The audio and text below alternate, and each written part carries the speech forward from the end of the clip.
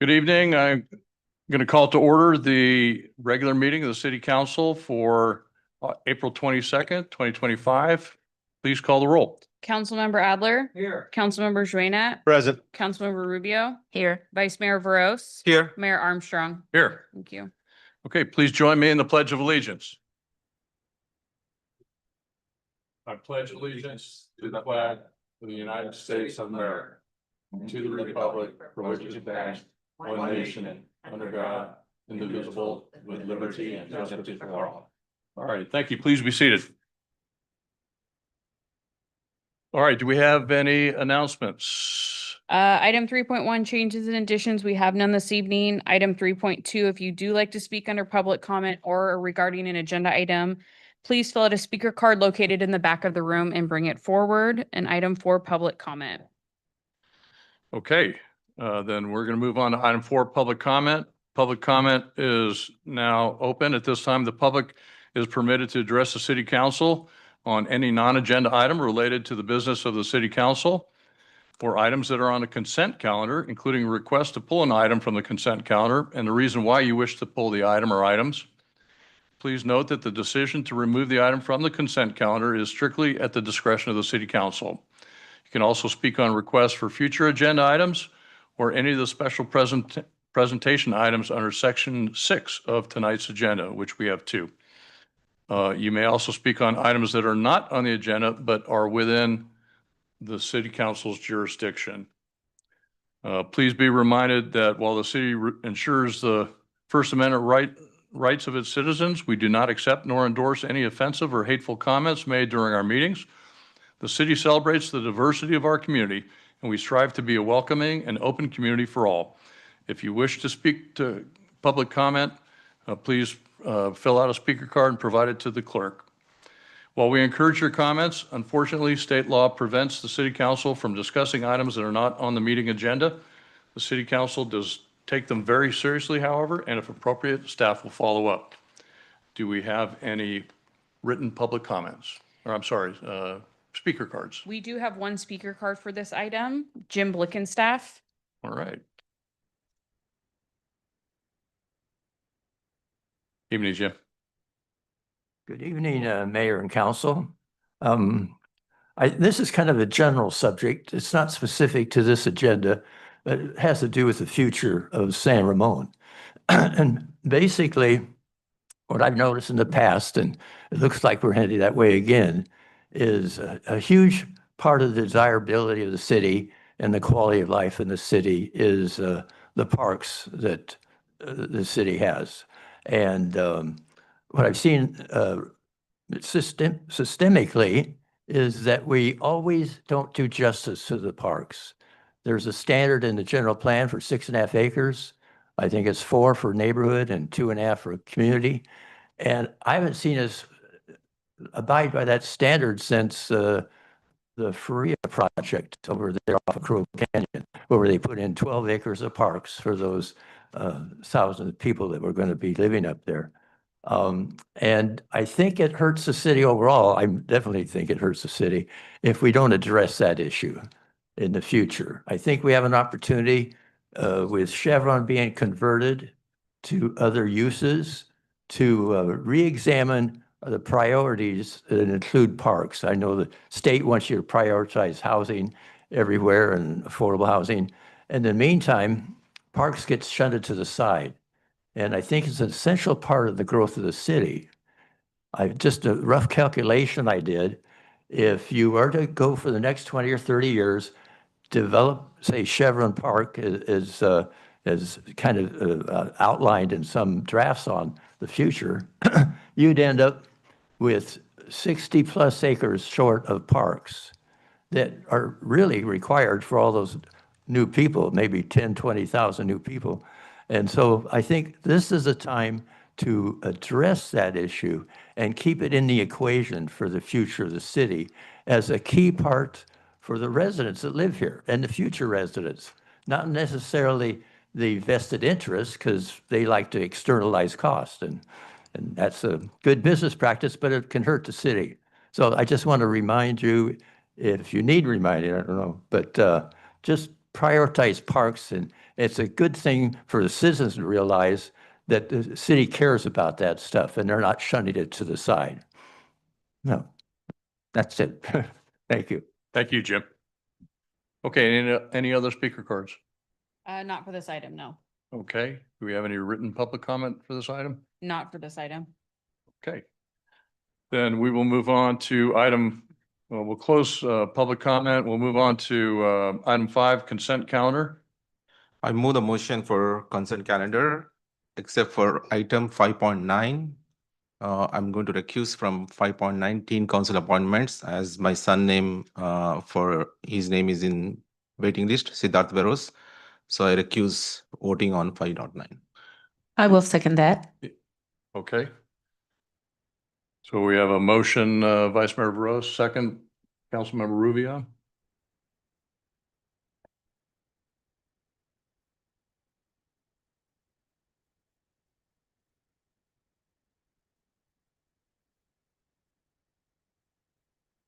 Okay, motion is adopted.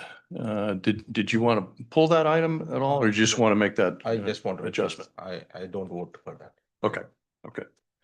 All right, what's the next item, Madam Clerk?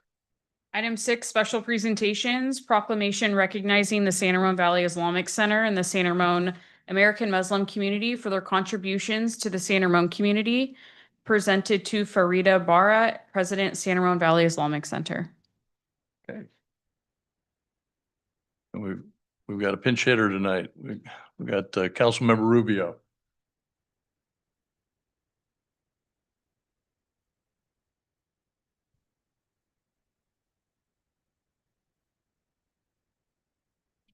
And anyone else you want to bring?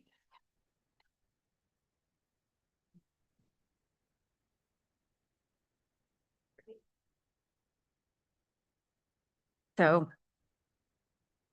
this is a proclamation of the City of Council of the City of San Ramon, recognizing the San Ramon Valley Islamic Center and the San Ramon American Muslim community, contributions to the San Ramon community.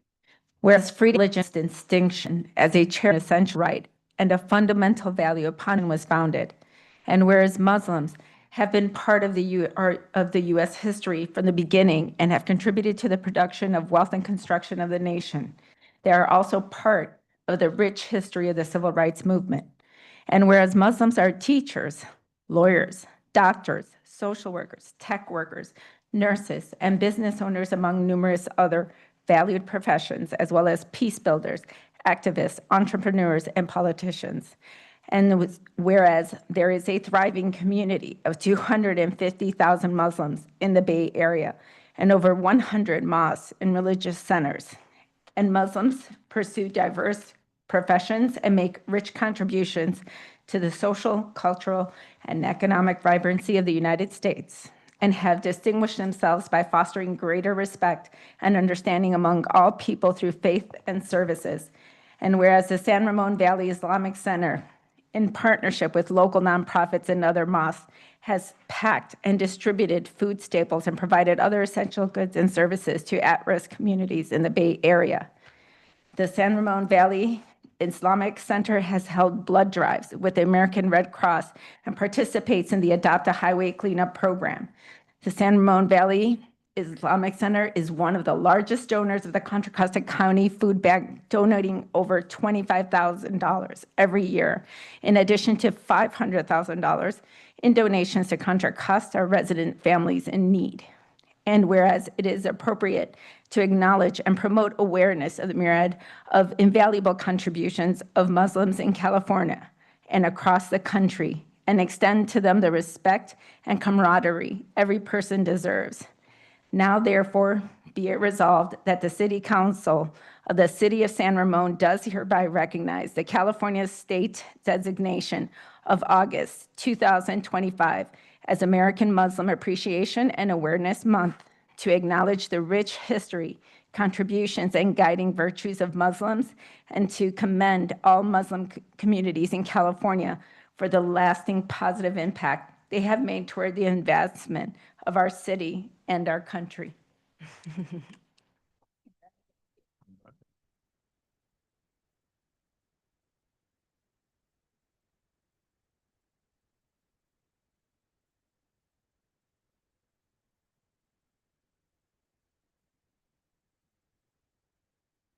Okay. Would you like to say a few words? Just a few words real quick.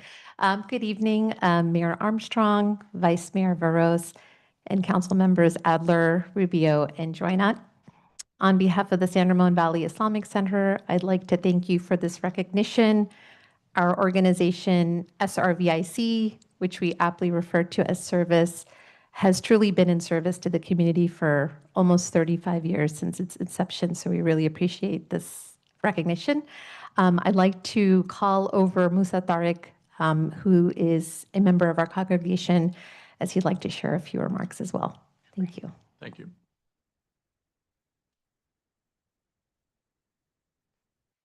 Hello and salam, esteemed mayor and council members. It is wonderful to see all of you. I'm Musa with CARE, the Council on American Islamic Relations, as well as a proud resident of San Ramon and a congregant of the San Ramon Valley Islamic Center. We want to thank you for recognizing American Muslim Appreciation and Awareness Month in line with the new state designation of April, and for uplifting the immeasurable contributions of the San Ramon Valley Islamic Center in our city. I spent much of my childhood uprooted, moving around the country from the East Coast to the West Coast. It was whiplash, as I never felt quite rooted in any community, particularly facing the consequences of post-9/11 America. In 2012, my family moved to San Ramon, and after years of feeling like I didn't belong, San Ramon felt like home. San Ramon Valley Islamic Center in particular warmly welcomed us into a vibrant, supportive community. I've been a congregant since and have made many friends in the community over the years. It is an honor to continue to be a part of this amazing community, and we're grateful for the role that the San Ramon Valley Islamic Center, or aptly named Service, continues to play in fostering connection, service, and belonging in our city. Now I'd like to briefly wear my hat as a representative of CARE, the Council on American Islamic Relations.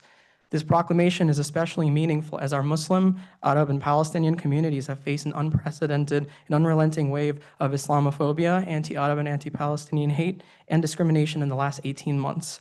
In 2024, CARE offices nationwide received the highest number of complaints in our 30-year history. In 2023 was previously our highest year of complaints. It is important to understand that the efforts to suppress support for Palestinian rights has directly contributed to the proliferation of anti-Muslim, anti-Arab, and anti-Palestinian hate crimes. Today's proclamation is an important step in humanizing and acknowledging our pain and concerns within our community. We thank you for recognizing the San Ramon Muslim community, especially in a time where our communities are facing record levels, historic levels of violence and discrimination. We look forward to working with you to ensure a just, diverse, and equitable San Ramon for everyone. Thank you. Thank you. Let me ask if our council members would like to make any comments. Let me start down. Council members, wait now.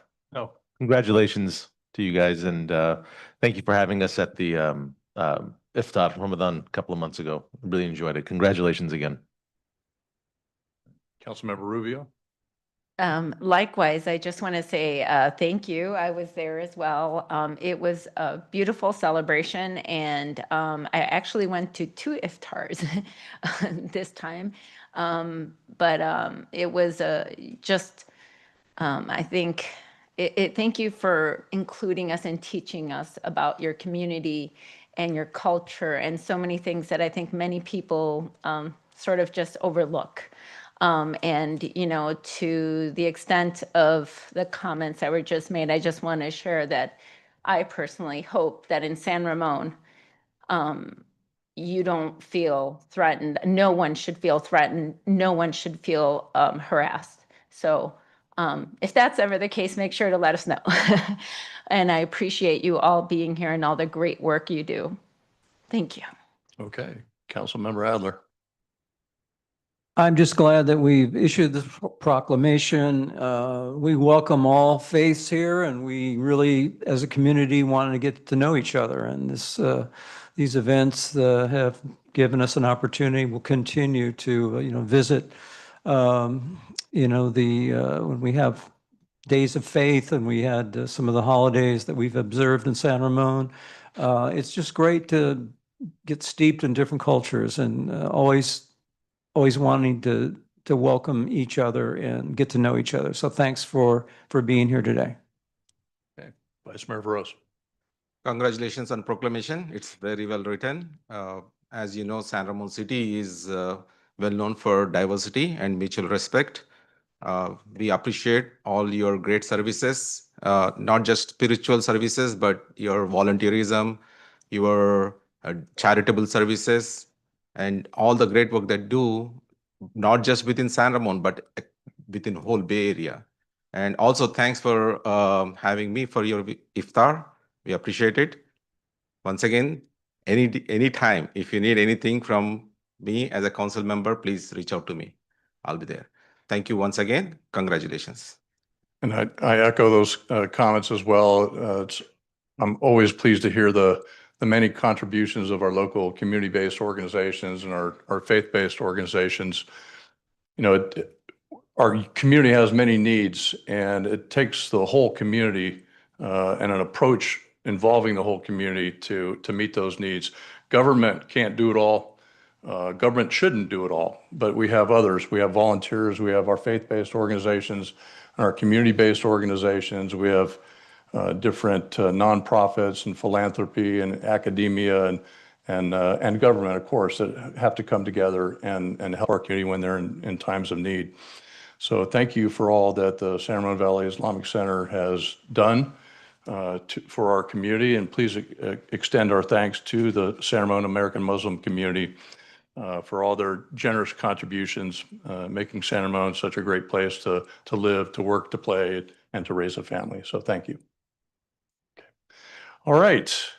We will move on to item 6.2. This is a presentation. I want to make sure she's here. We've got her. Okay, Carol's here. All right, we've got a presentation, and I'll turn it over to Adam Chow for the introduction. Great. Thank you, Mayor Armstrong, and good evening, council members. In addition to my role as a recreation supervisor here for the Parks and Community Services Department, I'm currently serving as the vice president for the California Park and Recreation Society, CPRS, as it's better known, as a statewide organization whose mission is to advance park and recreation statewide. The annual awards program celebrates outstanding examples of quality facilities and park design and program accomplishments. We have a number of different categories of awards that the California Park and Recreation Society puts out every year. They highlight people, places, spaces, programs, and stories throughout the state that make communities like San Ramon special. Tonight, we are recognizing Carol Rowley as one of 7 CPRS Champion of the Community awardees. And so a little bit about Carol. Carol and I go way back, by the way. So when I was a wee boy, Carol, she knew me. So, you know, it's always great to be able to recognize people who have been in this community for a very long time, who have been a staple, who have been a foundation of people who've grown up in this community like myself, and all the contributions that you've made, whether it's through education, as a civic leader, as an advocate for our local parks. You've done so many different things. So Carol, you served on the Parks and Community Services Commission for a number of years. 16, I have 1990 to 2003 is what I have, where you helped develop the city's exceptional park system. And as a member of the City Council from 2003 to 2011, you helped play a significant role in the city's growth and development. And one of the great passions you have is working at Forest Home Farms. And you helped secure its preservation and work with Ruth Boone to transfer the property to the city. And as president of the San Ramon Historic Foundation since 2016, you have raised over $1 million towards fundraising efforts like the crab feed, sheep shearing, and Oktoberfest.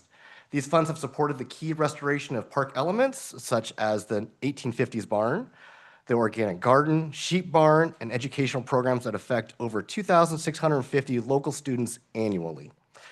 Carol, you've done such amazing things. We really appreciate everything you've done for this community, and CPRS wants to recognize you as one of the champions of the community, and I would like to present you with this award from the California Park and Recreation Society. So thank you so much. I know we'll come back and do part 3.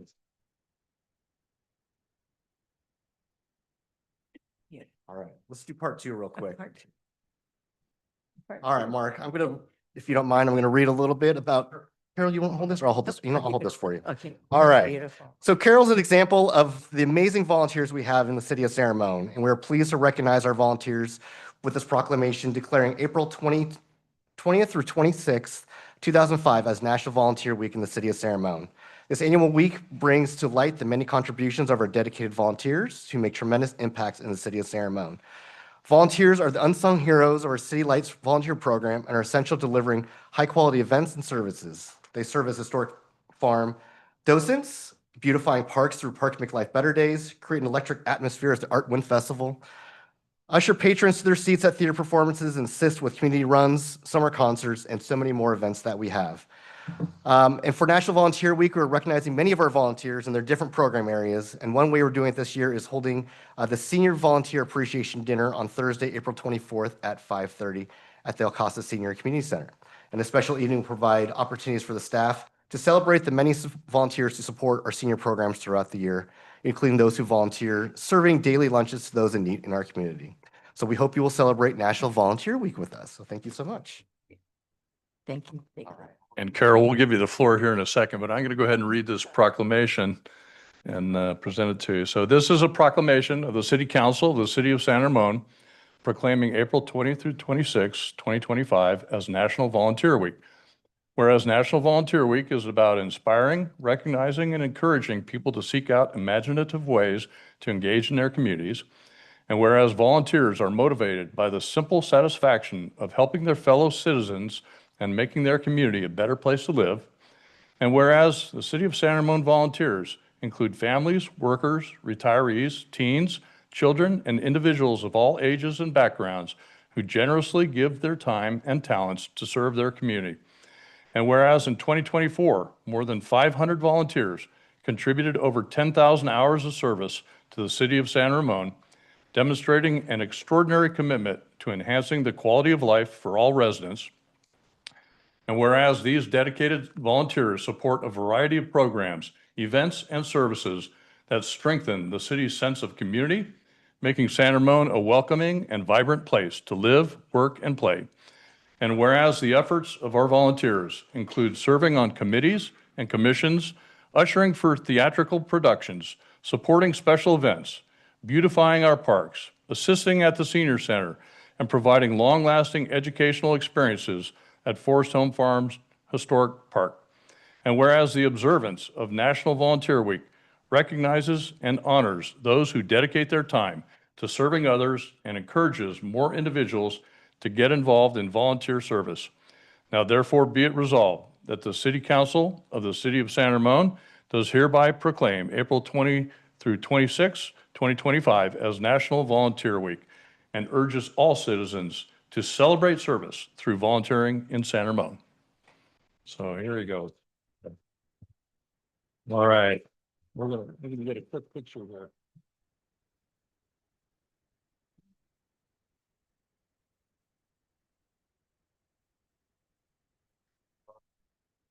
Oh, you want to add them in there too? Here, I'll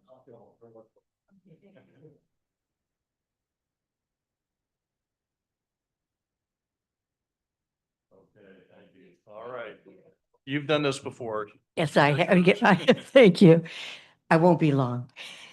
Anyway, I just want to thank you, the city and the Parks Department especially for this wonderful honor. And I accept it on behalf of all the volunteers.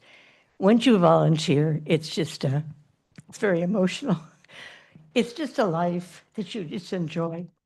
I moved here in 1969 and I've been volunteering ever since. And just to see the joy in people getting together, all the volunteers become like a family, and the city is just so welcoming. And to talk about the park, I'd like to say that San Ramon was one of the first cities in the state of California to come up with a wonderful plan for parks. The school district was really having a hard time maintaining their parks. And so everyone got together and it was a wonderful unification. All schools in San Ramon now are a city park. So it's a school park until 3 o'clock. After that, it belongs to the community. So what a wonderful, innovative thing. And it just talks about, you just know how our forefathers were always thinking about what is the best for our community. It's a very welcoming community, and it's something that I really have enjoyed doing.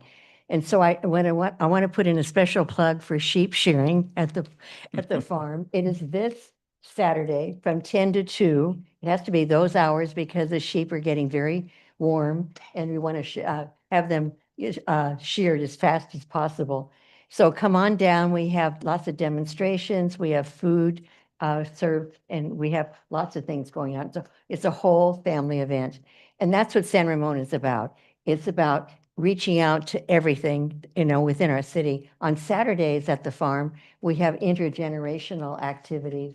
So we see grandparents out there, parents, it could be a mom and dad with their little kids, or it's just amazing to watch. So San Ramon is really an excellent place to live, work, and play. And I could say that sincerely. So thank you for my wonderful honor, which I accept on all the volunteers in San Ramon. Right. Thank you, You're Carol. welcome. All right. We have any comments? Councilmember Schwenet. Carol, congratulations and thank you for your service and volunteer. Thank you. Okay, Councilmember Rubio. Yes, Carol, I echo that. Thank you for everything that you've done, all the time and energy you've put into this city and to make it the wonderful city. You laid the road for the wonderful city that it is, and we are very fortunate. The many beautiful parks we have and all the activities that we have, and it's the very reason we have so many families here in San Ramon. Thank you for everything you've done. Okay, Councilmember Adler. I echo those comments, and I look forward to meeting you a little bit more, in person as far as chatting with you, because I've heard about you, and you are one of the founders really of the city and where we are today. And I know you've been involved in the Women's Club, and my wife is as well. And so thanks for all you've done. And you didn't just go away. You kept, you're doing your public service and volunteer work, which you get, I can tell, it really hits you in the heart. So we appreciate that as well. So thank you. Okay, Vice Mayor Veros. Carol, thank you very much for helping in shaping the city that we call today our home, which is beautiful and lovely. We appreciate all the great work, the volunteerism as a public official, all the work that you did so that the parks and today not only our generation, but the next generation is able to use them and enjoy them. Your legacy is woven within our fabric of San Ramon. In other terms, I would say that you are part of our San Ramon DNA. And always, it is great privilege and honor to work with you on San Ramon Historic Foundation. And please continue to keep smiling. Thank you. All right. And I also want to thank you, Carol, on representing all our volunteers. So just thank you for your volunteer service, all that you've done, supporting our community from your times working with the school district, for your time working for the San Ramon Historic Foundation, and your time on city council. Volunteers are the kind of the backbone of our community, and I would encourage everyone to consider getting involved with our City Lights volunteer program. So many great ways to get plugged in and contribute to our community in a meaningful way. So again, Carol, thank you so much. Thank you to all our volunteers who are here this evening. And Adam, before she escapes, I've got this. If you can just grab that and get that to Carol, the proclamation. All right. Well, thank you. Now we have, we're going to move on to item 6.3. This is a legislative update from Congressman DeSaulnier. Good evening, Congressman. How are you? Great. That was inspiring, both of those. So thank you for giving us a few minutes. I apologize for not being here last time. I had the flu. I got it twice this year. So it's not because I didn't want to, but my doctor and my family thought it was best I stay away from you for your sake too. So Carolyn, why don't we'll run through this. This is just a map of our district. There are 435 House districts in the country. This one changed, and part of the change redistricting, you got me.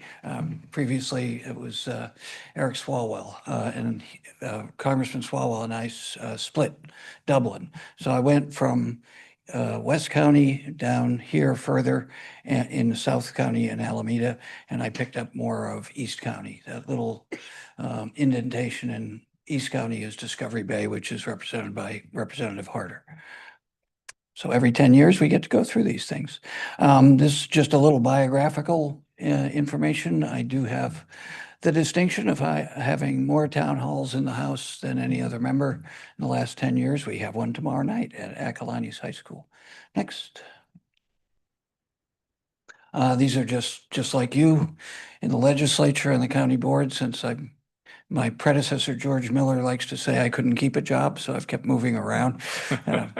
Part of the problem was he kept this job for 40 years. But you develop expertise in certain areas and you get on committees of jurisdiction. For these two committees, education and workforce development and transportation, those are big issues for the East Bay.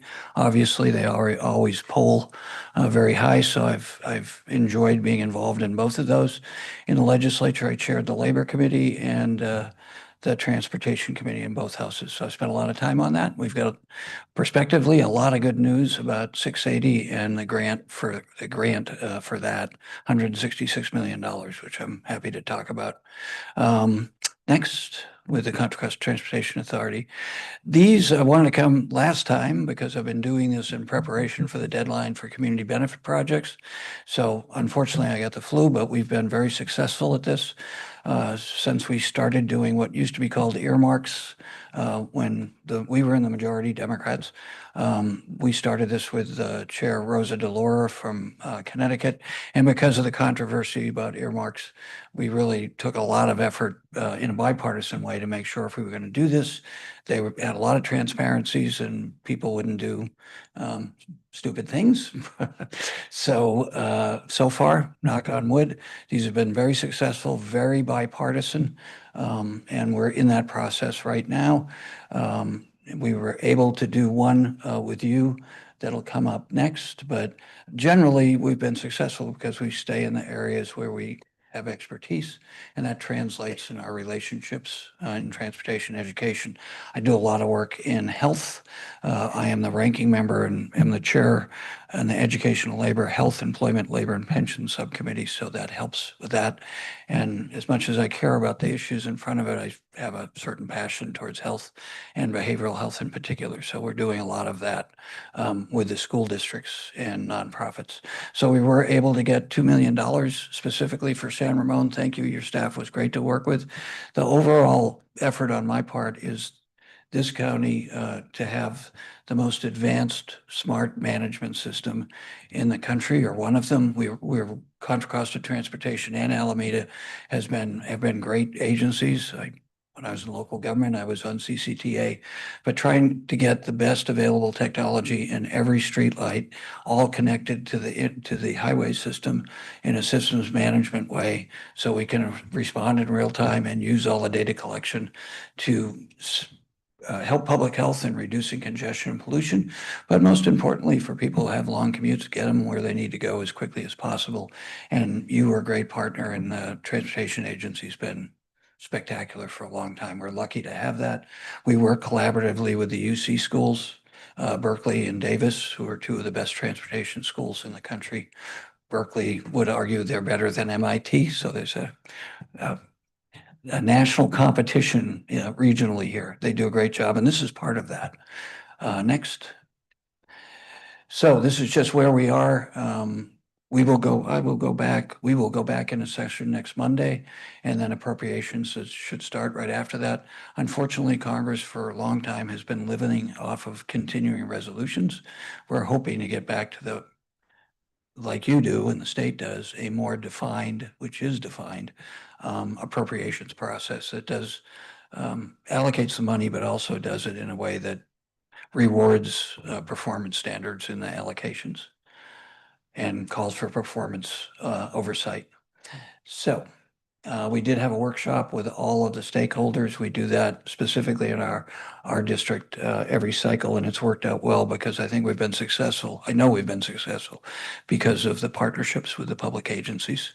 And one thing that changed with the majority changing, we also did them for nonprofits in the community, but the Republican majority has said that we want to do more just with public agencies. So we've adapted to that. Next, and that's the last one. I just mentioned the 680 corridor. We've all put a lot of work into this. As the 680 corridor has grown, is $166 million that's been appropriated. We're anxious to get the contracts lit written. But that's all it's left to do. Legally, the federal government, we believe, if the administration wanted to pull those back, we would win if we challenged in court. Hopefully they won't. And I will say I've had conversations with Secretary Buttigieg about this corridor, just trying to educate him during the Biden administration about the importance of this, the work we've done, and how important the 680 corridor is to the Bay Area, to California, but also the country in just who we serve and the importance of that getting updated. In that project, there's lots of really good things about charging stations, the HOV lane becoming more efficient, and also integrating all the good land use decisions that more and more you have done, the county's done, and the other cities in the corridor to coordinating the future so that we've got parks, but also we've got a jobs housing balance with Bishop Ranch and Hacienda. So we reduce vehicle miles traveled as much as possible and keep parents home with their kids as much as possible. Those of us who have had to live through trying to raise children and get to jobs that require a long commute. So I'll stop there. I'm happy to answer any questions, but that was it really. Is we'd love to continue to work, and as the next cycle starts up, just where you see needs and your staff see needs, that we can be of benefit through this or through the regular appropriations process. Since I came from local government, 2 years and 4 months in the Concord City Council, almost 14 years on the Board of Supervisors before I went to the legislature, and now here, I love just sitting here and listening. It brought back fond memories, with some other memories too, but not because of today. No. All They're right. stuffed away way back there, but they come up with certain triggers. So I just want to thank you. Happy to answer any questions, but you and your staff have been a delight to work with. Okay, well, thank you, Congressman. And do we have any questions or any comments? You want to start off? Go ahead. Well, first and foremost, The sooner you let me go, the sooner I'm going to go spend some sales tax. Just motivating you to be concise. won't be too many, I No, promise. no, I'm teasing. But first and foremost, thank you for joining us tonight. And secondly, thank you for securing the $2 million for the fiber optic network. That is going to be increasingly important here in the city. As you know, we are going to, as it continues to grow, we are no longer considered a small city, and we don't, it's just not going to contract. It's going to continue to grow. So we appreciate you helping to facilitate that and make sure that our traffic is well managed. The other thing is, my question is on the higher education. As you know, we have San Ramon campus here for DVC. What resources were provided? I noted that you said low-cost educational resources to community college students. What exactly types of resources are you providing with that fund? Well, on that one, it was very specific. We work with the community college district, and it's something that came up in a public meeting years ago with students and the governing body of the college district, where it was very expensive to buy new textbooks. So when I was in the legislature, I tried to get this done, and we've eventually got it done. I'll be polite about this. People who made money off of requiring textbooks that were printed and often not changed very much. We had debates in the legislature about this, as well as changing the requirements to make it more affordable. So for community college students, we've got technology now. So just letting them be able to get the technology on their iPad or any the devices. I'm not trying to promote one company. And that's what we did. That's what we did, was to transition. And that came from a young person in a meeting at DVC, where she brought it up to me when I was in the legislature and said, I don't know if you're aware of it. And I wasn't.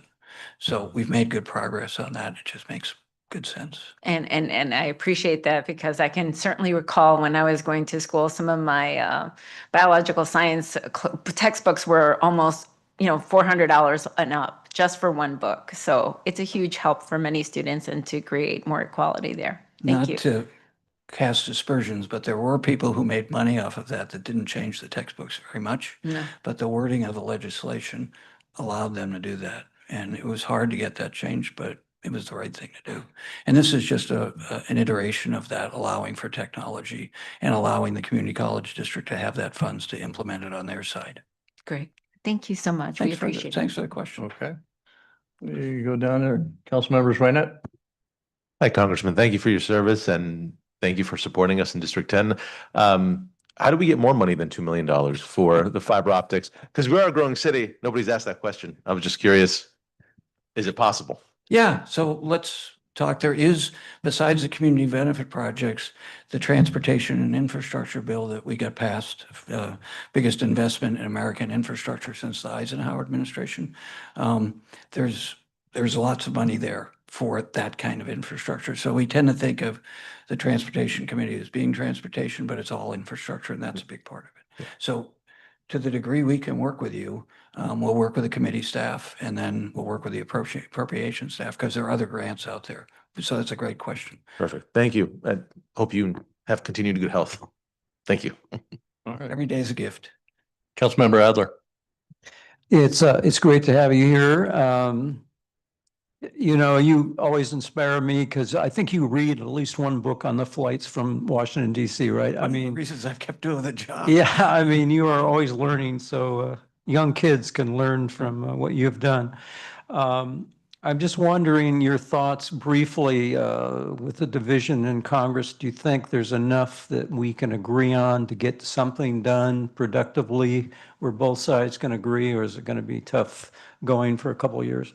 I don't know. We do get a lot done that you never read about. I've got community engagement centers I did with Glenn Thompson, a wonderful Republican from Western Pennsylvania, was when I was a freshman. That's now over $100 million. And the idea is, and it's all based on research, is that you get a grant process through the Department of Education. So this is one of the arguments not to cut their staff, that with 2-income households and the importance of having parents involved in their kids' education is to get grants that physically create spaces or add to spaces and make sure that there's the infrastructure, the counselors and others. So that started at, I think, $5 million when we started 10 years ago. It's now over $100 million and lots of good research. So that's an example of Mr. Thompson and I are friends. We serve in the committee. We couldn't be more different ideologically. He roots for Penn State. I root for Cal. That's unfair. I keep telling him. But we have more Nobel Prize winners than Penn State does. So I just bring that up anecdotally because it does happen. It's just, for a variety of reasons, you don't hear it. And I think a lot of it is you make money off of controversial stories. And unfortunately, it's not just the media. It's what I refer to as the political industrial complex. And I prefer the old, maybe I'm dating myself, but I started as a Republican and I was a liberal on social issues, physically not conservative, but because I own small businesses, let's just figure out how to do it efficiently, which I think should, that's nonpartisan, I think. So there is a lot of that, but on the big things that now, because of the budget, that affects everything, that ideological litmus tests, and I'm about as progressive as anybody, but like my predecessor, I work with people who, like Glenn or Virginia Fox, who's there's sort of a comedy routine. She's from North Carolina. She was the chair of the education committee, and I love that she introduces me. Some of you have heard this story before, to new Republican members of the education committee. Says, "This is DeSaulnier. He's our favorite socialist from San Francisco." And I'm like, Virginia, it's just, you represent a conservative area in North Carolina, and I respect that. So that part, thank you for the question, but you can tell, takes a lot of the reward out of it. I think all of us love these jobs because you get to solve problems for real people. And those, most of the time, aren't ideological. It's like getting the streetlights to work. So I hope it gets better. The current atmosphere, it's not good for the country. And the more we as voters say that, I think the more it'll change, because we've been through these cycles before. And it takes all of us to say, it's a big country and there's a lot of diversity in this country and a lot of different opinions. And all these governing bodies, when they work well, reflect that, but we've got to respect one another, including people we disagree with. Okay. I like to tell Virginia, I respect you, but you're wrong most of the time. And it's in that tone. Thank you, Congressman DeSaulnier. Appreciate your help in getting the grant for $2 million to improve our fiber optics as well as future traffic signals. Especially, I drive on Bollinger Canyon Road. That road definitely need that upgrade. The way the signals are not smart enough so that they can detect them. So I'm really looking forward. So every time I drive, I think about that earmark, and I'm looking forward to use that one. And also, thanks for hosting our first San Ramon diverse That was great. meeting where we could able to come together and share our thought process, what's going through within the community, especially on the immigration side, and also on other aspects within the city. So we really appreciate all your town hall meetings. One thing I always think of is every time when we talk about grants, whether can be infrastructure or it can be climate change, always it comes back to us saying that, oh, San Ramon is affluent city, so that's why you won't get this money. So what mistake we are doing here? So is there something that we need I want to to do be clear, right? I didn't say that. Yeah, you didn't say that, but that's the answer we keep hearing from both federal, state, and county every time across the board. Even for the COVID relief, Danville town got like ARPA funds like $12 million, small city, while we got around $8 million, which is like, it doesn't make any sense for us. Like we were trying to find out the answers on that one, but every time we get the same answer. Well, was it Harry Truman said he got elected to the US Senate because he filled potholes? But it turned out some potholes got filled faster than others because of relationships. And I think it's one thing, just human relationships, but the political quid pro quo stuff, and I think we've largely gotten rid of that. Should be based on performance. So I think the more we work together, the current chair of the Appropriations Committee, Tom Cole, very conservative member from Oakland, Oklahoma. He and I are good friends. We read the same American history, so we like to tease each other. He and I talk about this a lot, is just get appropriations so the American public can understand the rationale for why we do these. One of the things is collaborations. When you've got school districts, when we're focusing on the constituent and working with different organizations that serve the constituents, that's really powerful. So oversight for fiscal responsibility and collaborations, I would say, and return on investment when you're moving people and you're getting benefit like this on air quality. So EPA likes that. The Department of Transportation likes that you can show how many people you're moving through that corridor. Those are the kind of performance standards that we would like to emphasize to the staff and also to the appropriators. And the grants are fairly specific, but as you know, enough of them give enough objective criteria, but try to adapt to the local community. So there is some subjectivity there. And the more you can do collaborations, I think, the better. And I'm not saying you haven't. I think we collectively have. But we can spend more time working on this. Working with the San Ramon School District is important too, I think, because of our relationships on the committees. So speaking of collaboration, sounds like we need to send our mayor to Washington, DC more often. I come back every weekend, so I come here. I'm going next week. Save the taxpayers some money, but it's great that you're coming, and I know you're on the list to come in and see me, so hopefully I'll be able to sit down and chat. And those meetings are really valuable, all of them, because you go back and you get to talk to the administration and the different departments. Thank you. Right, and Congressman, I'd also like to thank you for the update. Your district has such a wide array of residents, and they've got so many different opinions and perspectives on things going on that involve our federal government. And I'll also chime in and thank you for the $2 million on the fiber optic community project funding. I'm now on the board for the Contra Costa Transportation Authority, so CCTA. So they're working on a countywide strategic broadband plan, and we're going to tie in our San Ramon fiber optic and smart signals projects into all that as well. And as I attend their board meetings, they talk about the mega grant, the $166 million. They're just all giddy about getting that and what it'll do to kind of help us out with the I-680 corridor. There's one thing that at some point we're going to probably come and talk to you about, and that's you see out here the Iron Horse Trail, Bollinger Canyon overcrossing. That bridge is almost complete. We're really excited about that. We're going to, at some point, do it again for Crow Canyon Road. another overcrossing there. And so we've got $2 million of design funding already for that. But at some point, we may be talking about maybe looking for some transportation money to help us kind of get across the finish line with funding for that project. But we're a little ways off for that. But again, it was nice to see you at the Veterans Memorial Building ceremony and event the other day back in March. And just want to thank you for your reps are all over the place. We see them everywhere. And they do a great job representing you, but and we see you at so many different things. So thanks for your representation. Thank you for providing voice to all of our residents and for your staff also for helping resolve citizen concerns. So thanks again for being here this evening. My pleasure. It's really a pleasure. Thanks for giving me the time. And I will say, because I live out in Concord by Clayton, Ignacio Valley Road has gotten a grant too. So that wasn't for me personally, but I do the same thing when I drive down there. I'm like, what is the Department of Transportation of Walnut Creek doing with that money?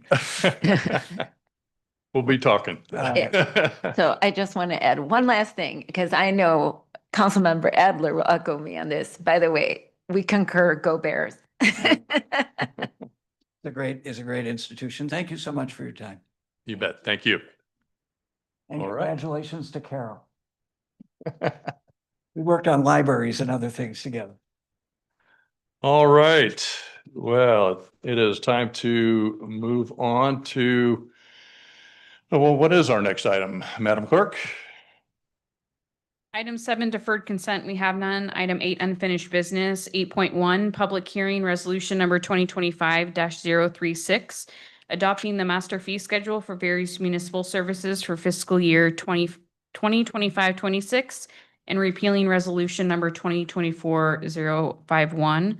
Presentation by Michelle Joe, Administrative Analyst. Okay. Hi, Michelle. Good evening. Good to see you again.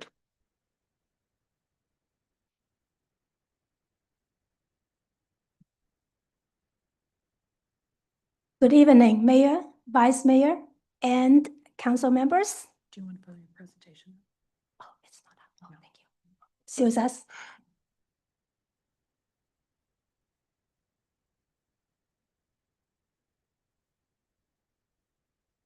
Okay.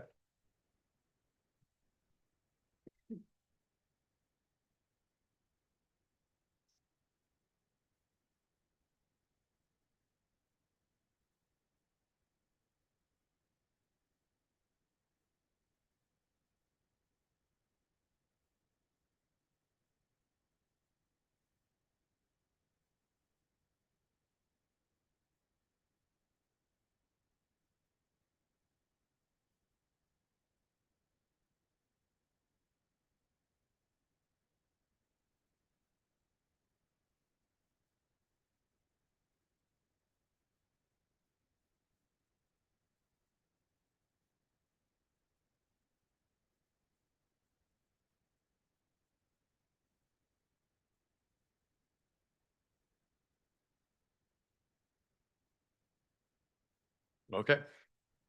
Yeah, go ahead. Okay. It's an honor for me to continue with the city's fiscal year 2025-26 master fee schedule. First, I'd like to restate our goal. Continued implementation of the user fee study with annual updates is to help establish a secure financial base for city operations. And I'd like to give you a little bit of background. In 2024, the city contracted with Matrix Consulting Group to conduct a user fee study. Later, on April 23rd, 2024, the City Council accepted the user fee study and adopted the fiscal year 25 master fee schedule with resolution number 2024-051. And the fiscal year 26 master fee schedule is prepared based on council directions and the user fee study prepared by Matrix Consulting Group. In the fiscal year 26 master fee schedule, the city has a total of 1,001 fees, of which 508 fees remain unchanged. 478 fees are adjusted based on council directions, CPI, CCI, and special circumstances. 15 new fees are added to the schedule. Since the presentation on March 25th council meeting, there are some fee changes to the schedule. Now let's take a look at the changes. First, we would like to go to Community Development Department. At Planning Services Division, 5 missing fees are added to the schedule. 1 duplicate fee is removed from the schedule, and 1 fee evaluation is modified to on-site construction of units. At Building Division, 2 new fees are added to the schedule. Now let's move on to Parks and Community Services Department. 12 missing fees are added to the schedule. In addition, staff was notified yesterday there are 2 minor changes to the schedule. There's a copy provided to you showing the 2 changes. That is under facility cancellation fee section. And if you go to small and medium, for 31 to 60 days, the percentage is updated to 50% instead of 75%. And the second item is on theaters. That is under 90 days. It's now updated to a flat fee instead of a percentage, with $25 on front row and $125 on DVCA PAC. And that's all for the changes from Parks and Community Services. Now let's get, Just to clarify, those cancellation fees mean that if it's cancellation occurs in 30 days or less, it's going to be 100%. correct. You're going to eat Yeah. the whole cost. Yeah. Okay. Yes, that's correct. And then the only changes is for the 31 to 60 days. Yeah, it'll be 50%. Okay, got it. Yes. Thank you. You're welcome. And now let's get back to the slide. Let's move on to Police Department. 7 missing fees are added to the schedule. Lastly, it's Public Works Department. 1 missing fee is added to the schedule. And next, staff would like to continue the discussion of the 3 special event permit applications.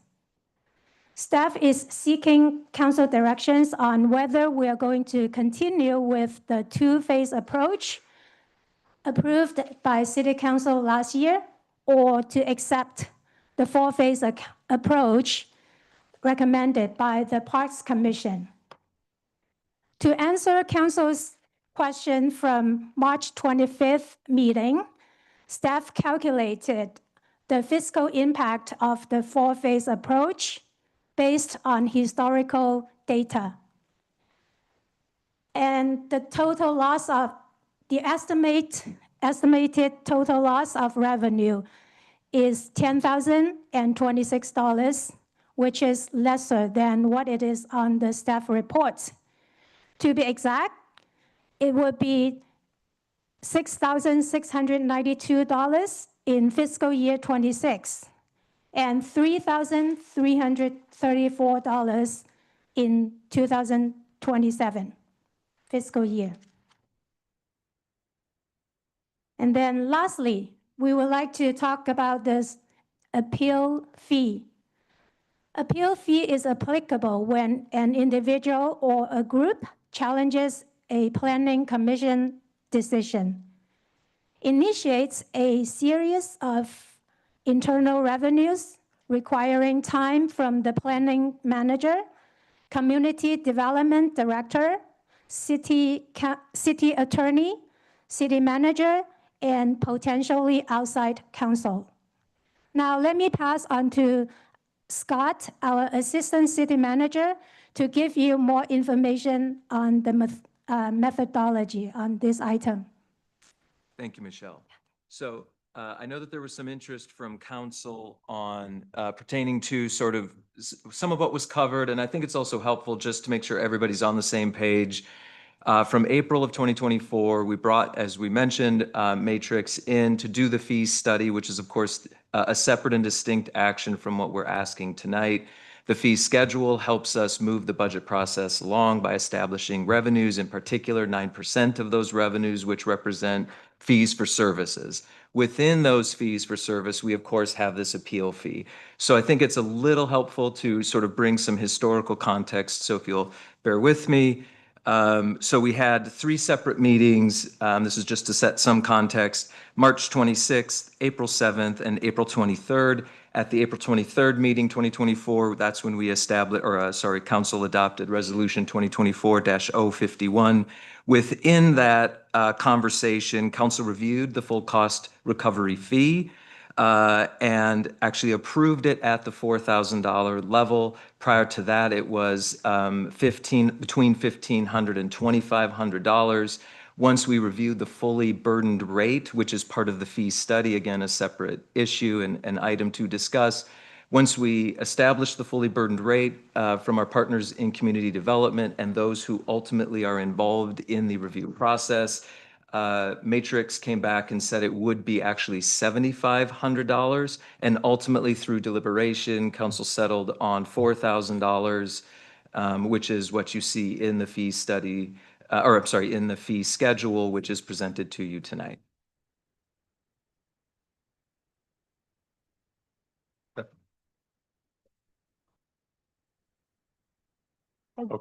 Okay, all right, thank you. Well, let's, but before we go on to the clarifying questions, let me just kind of just say a couple things because I want to pick up on what you said, Michelle, and what Scott said also. But and really because we have 2 new council members, and just for the public's benefit as well, the fee schedule that we're talking about tonight has already been approved.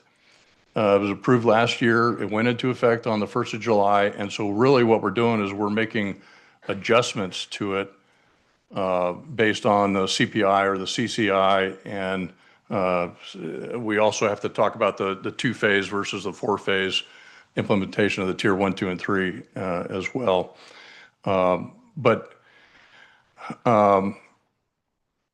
We have some discretion on how we proceed. Just because the council last year approved it, we do have some discretion on what we want to do. But I just want everyone to know that it's not like we're starting from scratch here tonight and for the first time seeing this. Matrix did this user fee study last year. They came up with the recommendations, and even on the appeal point that you mentioned, Scott, I was kind of looking at the numbers, and to me, what I found in initial numbers, we were at $2,500 for an appeal of a planning commission decision. The fully burdened cost was $6,711, and therefore the recommendation was at $7,500. And that $7,500, by the way, is just a deposit. That's the actual charges will be billed at the full rate of whatever the number of hours and the different resources that were used. Anyway, I just want to kind of get a little background here because this really is kind of a routine annual adjustment that we're talking about now. We're not starting from scratch. Unless anybody wants to, we're not starting from scratch with all 1,100 fees. We had this study that was done. We reviewed it last year. We had multiple meetings on this, and this is what we decided on. And now we're reviewing the annual adjustments to that fee schedule. So, and with that, then let's open it up for questions from council. So you want to start, Marisol? Sure.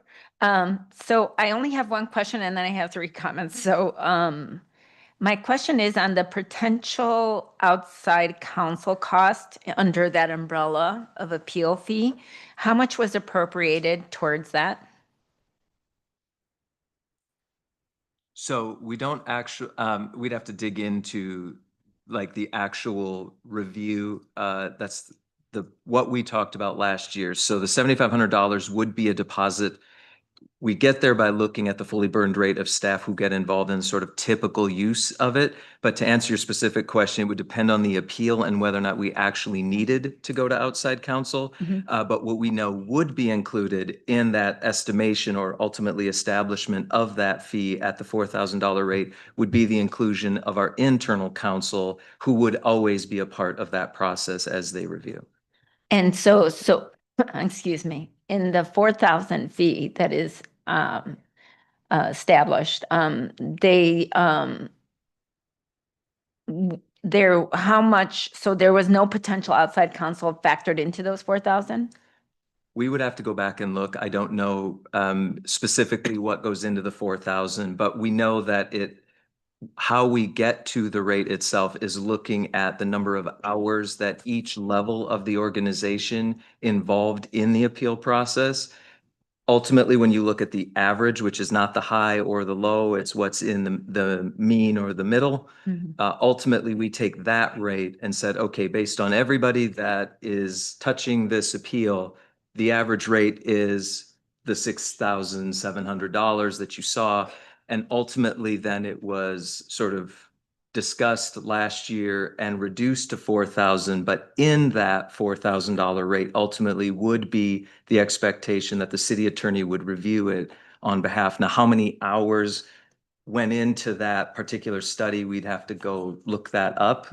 But ultimately, it helps us frame a conversation in the event that we were to get an appeal. The city attorney would be involved in it at a certain number of hours, but ultimately that money we use it to ultimately offset the costs, albeit at a subsidized rate because it is much higher, is the sort of general logic. So you're saying the estimate that was made was on when we talk about potential outside counsel and what that cost would be, is the median or the average based on who and what? Like, what's the source are we referencing?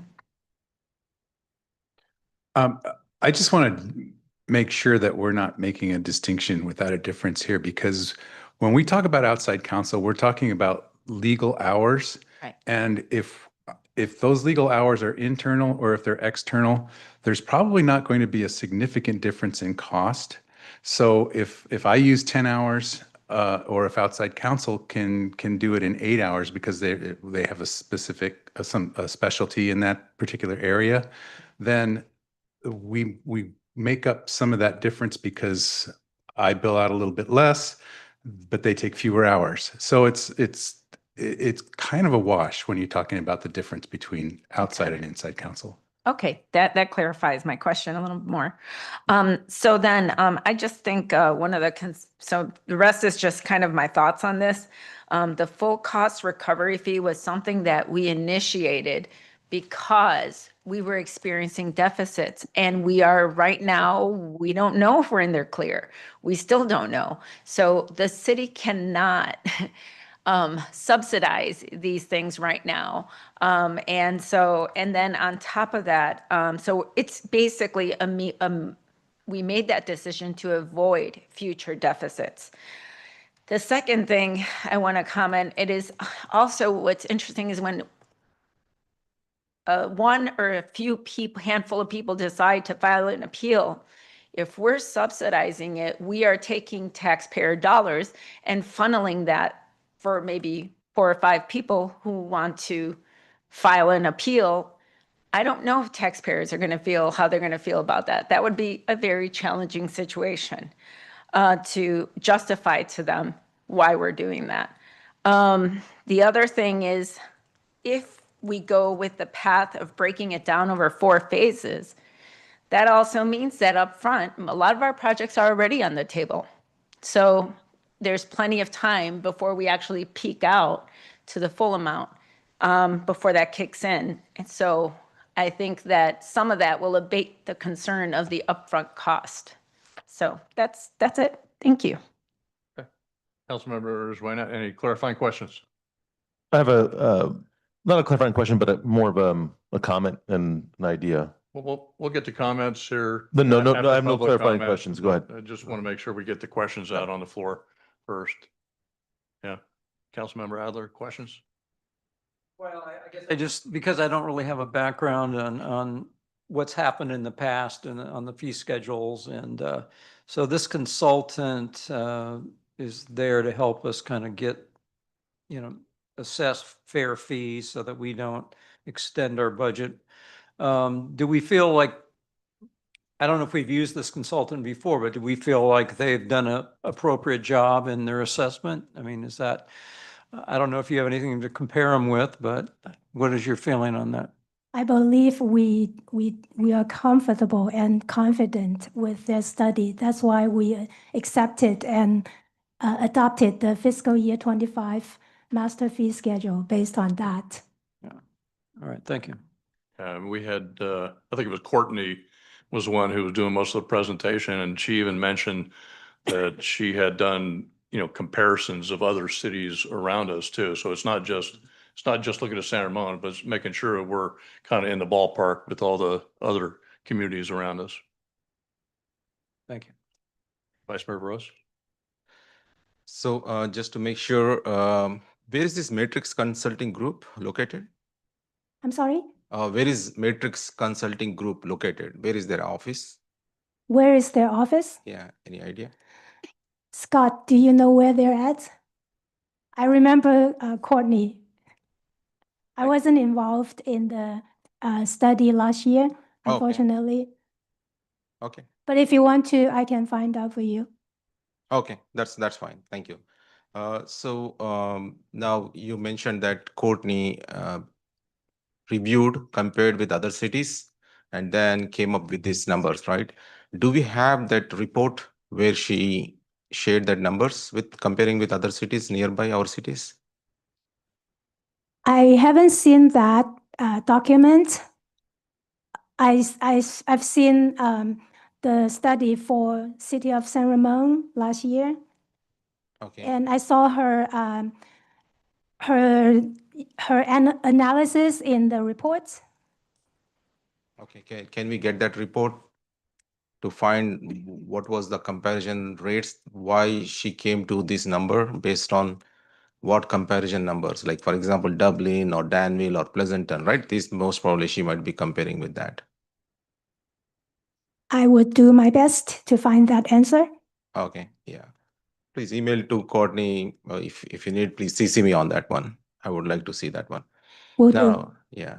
Now, when we get this appeal and once we charge, do we provide the applicant itemized bill, like, okay, this many hours were spent on this many hours we spent on this, that's the reason you are being charged this much, that information, do we provide that information to applicant for appeal?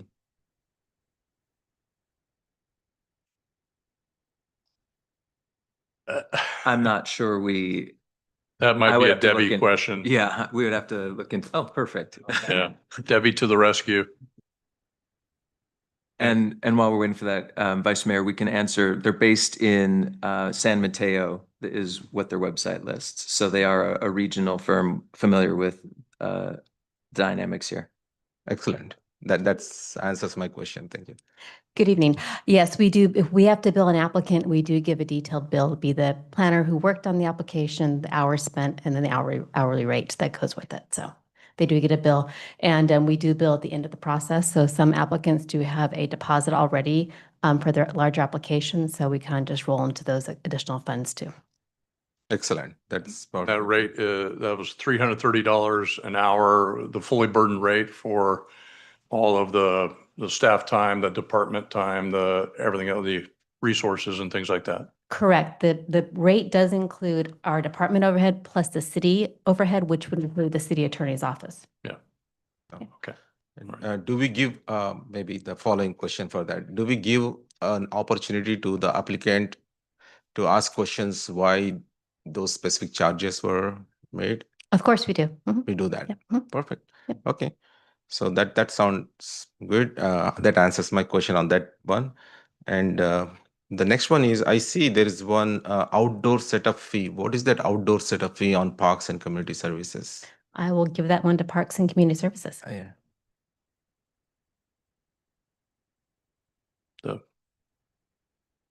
Want to restate your question? I don't know if Kathy heard it. Yeah, I'll repeat it once Okay. she's there. Hi, Kathy. Good evening. Good evening. Yeah, outdoor setup fees are setting up tables and chairs and equipment for special events. Okay, that will be done by our city staff, right? Yes. So and the chairs and tables that are provided by our staff, like our city chairs and It tables. certainly depends on the event and the location. So if it's something located in the park or by a facility, then we would be using those. But if it's in an out-based park, then the client might be renting those. So it just depends on the actual situation. Awesome. That's a good, this is a new service we are providing, or was it? So we've always provided setup. Oh, that's good to know. I was in Parks Commission. I wasn't aware of that, but that's great. That will be very helpful for the folks who are conducting events in our San Ramon. Thanks. And then I have one question regarding, this is more on police department. What is this gun release fee?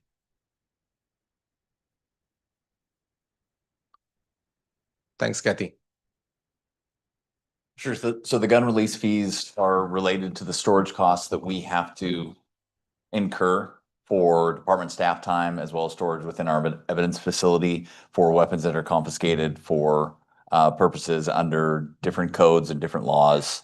And when we have to process those evidence and the weapons have to be stored in a certain way to make sure we're in compliance with all of the ATF requirements and everything that comes along with storing a firearm. So those are the costs that are passed on for our storage rates and our time and staff time related to those issues. So that's when someone has a legally viable reason to get that firearm back, then those are the storage fees that we charge. Oh, okay. Sounds good. Those are my questions. Thank you. Okay, anyone else? Okay, all right, if there's no other clarifying questions, we're going to open up public comment for this item. I guess we need to open up a public hearing. So can I get a motion to open up the public hearing? I move the motion. Okay, motion Vice Mayor Veros, second Councilmember Rubio.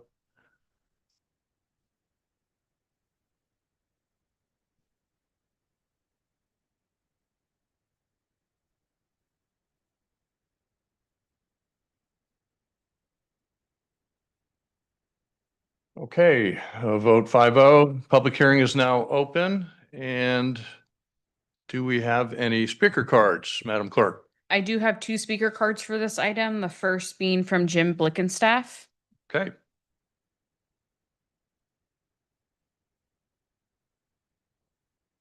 Hello again, Jim. Good evening, Mayor and Council again. You probably know where I'm heading on this one. It's called the citizen's perspective. I'm not a bean counter. I'm not here to advocate for balance of books on the backs of the citizens by the city and the negative consequences of just looking at recovering costs for the citizens that have in their own minds a legitimate right to appeal something is to me counterproductive, because a big part of being the council is to represent the citizens. But if you have a cost like $4,500 or more or whatever, that prohibits them from participating because it's so prohibitive, then it doesn't make sense. It's just inequitable. It's fine for the developer vested interest. It's part of doing business. They got millions of dollars on the line. So of course, they're going to want to appeal. It's a small investment to help their bottom line, but it's a whole different story for the citizens. So I think I want you to recognize that in deciding how to balance the whole issue, not just the monetary issue in terms of exclusively for the city. There's incurred expenses for the citizens that includes lawyer fees and other things required to do it correctly. And then the price itself will dissuade most citizens from ever appealing anything. And there's negative consequences for that. So I look at this in other cities, and some cities don't care. I assume that's not San Ramon, but there seems to be a solution of a two-tier system. One for the vested interest, and then one for the citizens that have a concern. And that, I think Pleasanton does that, and there's a few others that do that. That needs to be looked into, and then the developer, whoever visits interest, he'll have that to be part of his balancing the books. Cost of business is to do that. But when the citizen does it, it's because they have concerns that this planning commission, whoever, got it wrong. And they didn't take into consideration the impacts on the citizenry. We have an example of that with Church of the Valley.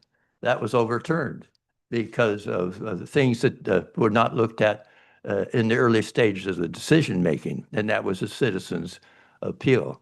So I want to say, let's look at the two-tier system, maybe learn a little bit from Pleasanton and other cities, how you do that, recover costs with the development interests, and then make it amenable for the citizens to have the ability to challenge something that they feel is wrong.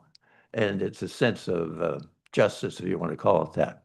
And then the other thing that comes up, when the citizens do appeal, they put down their own real money and they don't expect to get it back. And that's what's happened. But what's wrong if the citizen appeal wins and it verifies they were justified of giving their money back to them, whatever that amount is, 1, 2,000, whatever you decide it would be? That sounds just so fair to me and balanced. It doesn't have much to do with balancing the cost in this particular case. But in this particular case, opening it up to citizen input is really important in the long range success of representing the city and its citizens.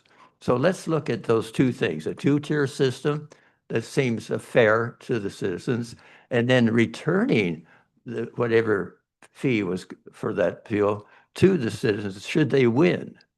That's just a common sense fairness thing to me. And that's the other side of the equation when you're looking at balancing the books. So thank you. Thank you, Jim. All right, next speaker, please. Shirag Karthani. All right, evening, Shirag. Hello, Mayor Armstrong, Rubio, Sridhar, and Richard and Robert. So I had a few questions for the city manager. Is like how many times have a resident put a complaint against the city for the for which we are talking about the fees, 4,500? How many times has that happened in the last 2 years?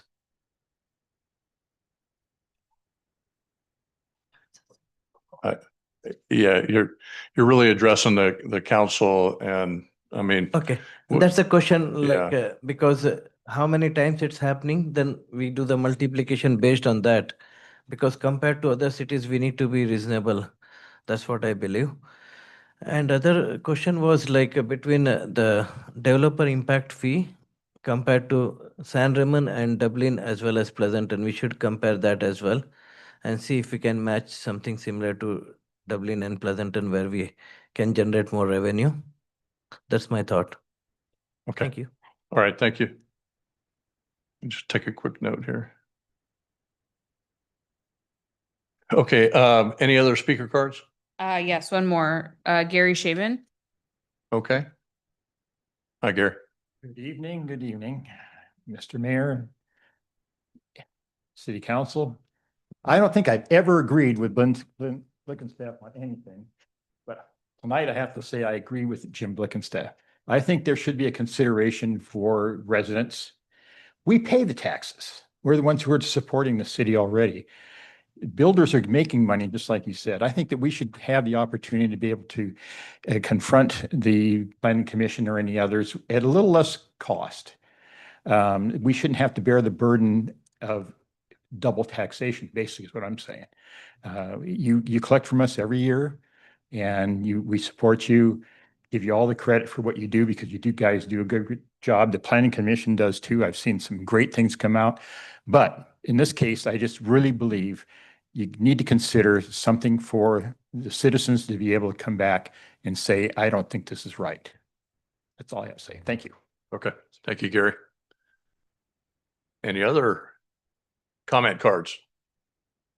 No comment cards, but we do have 2 written public comment received from Carolyn Wetmore and Brian Swanson that are provided to the city council as well as in the back of the room. Okay. And we have those. Thank you. Okay. If there's no other public comment, then can I get a motion to close the public hearing? I close the public hearing. I'll second that. Okay. Motion, Vice Mayor Veroz, second, Councilmember Rubio.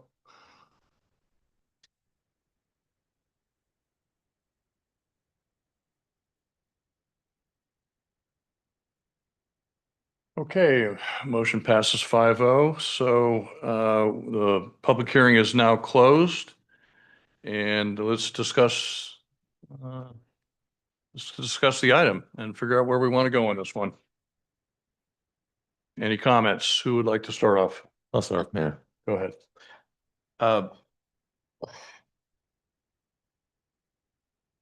I do think the fees are high, but not for the reasons why cities like Pleasanton and Dublin charge less. I don't find that as an argument. I think the fees are high, and the effect of that is a chilling effect on the citizens from being able to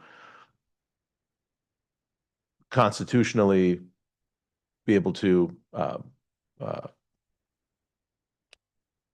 assess and request that they appeal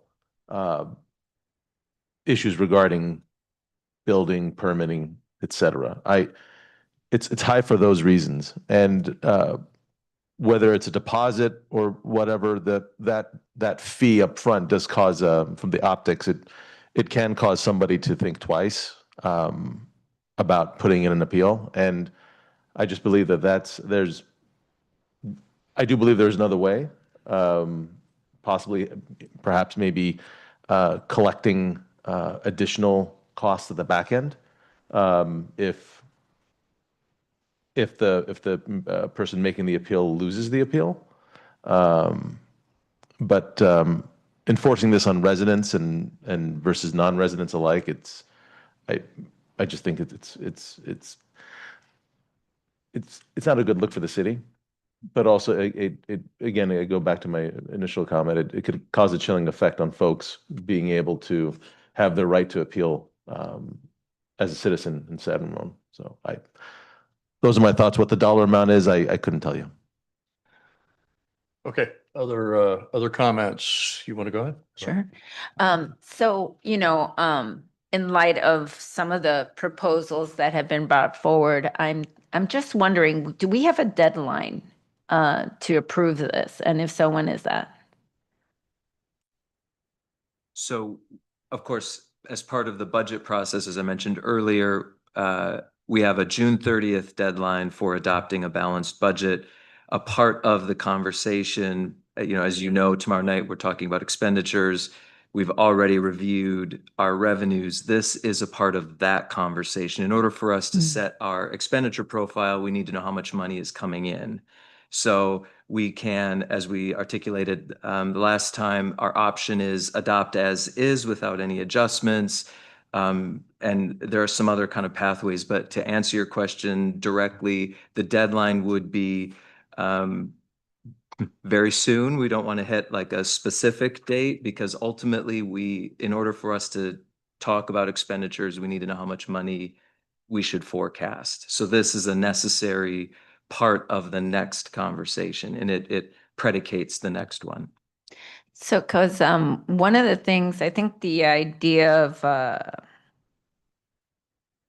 well, who should absorb the cost? And I think some of the concerns that, I can see both ends, both sides of it. I do want to make sure that we don't create a wall from allowing people to speak up and, if they have genuinely a concern to appeal. However, I know that sometimes, there's been appeals that have simply, the courts have ruled it frivolous. And so when that happens, it's a loss to the city. And so I'm wondering if perhaps we can come up with a method where we can sort of find a middle ground for that cost. But we also, if we do it in a 4-phase, as I mentioned, a lot of these projects are being approved right now. So if we do it in a 4-phase and it won't be the full upfront, that whole cost, right? It'll be adjusted over time. Is that correct? So for clarification, the appeal fee, is that what you're referring to? Mhm. So the discussion in front of the council tonight is to break up the special event fee Oh, that's only the special into event fee. 4 phases. Otherwise, the conversation is adoption of the fee schedule, including the appeal fee. Okay, so the appeal fee is not part of that 4-phase. It wouldn't be. Correct. Wouldn't be gradual. So,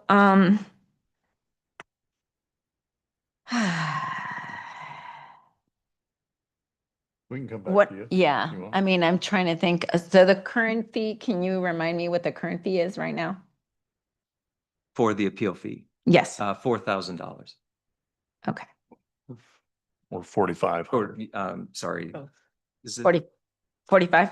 Yeah. Okay, I think it's My apologies. 4,000 for zoning administrator, 4,500 for all the other appeals.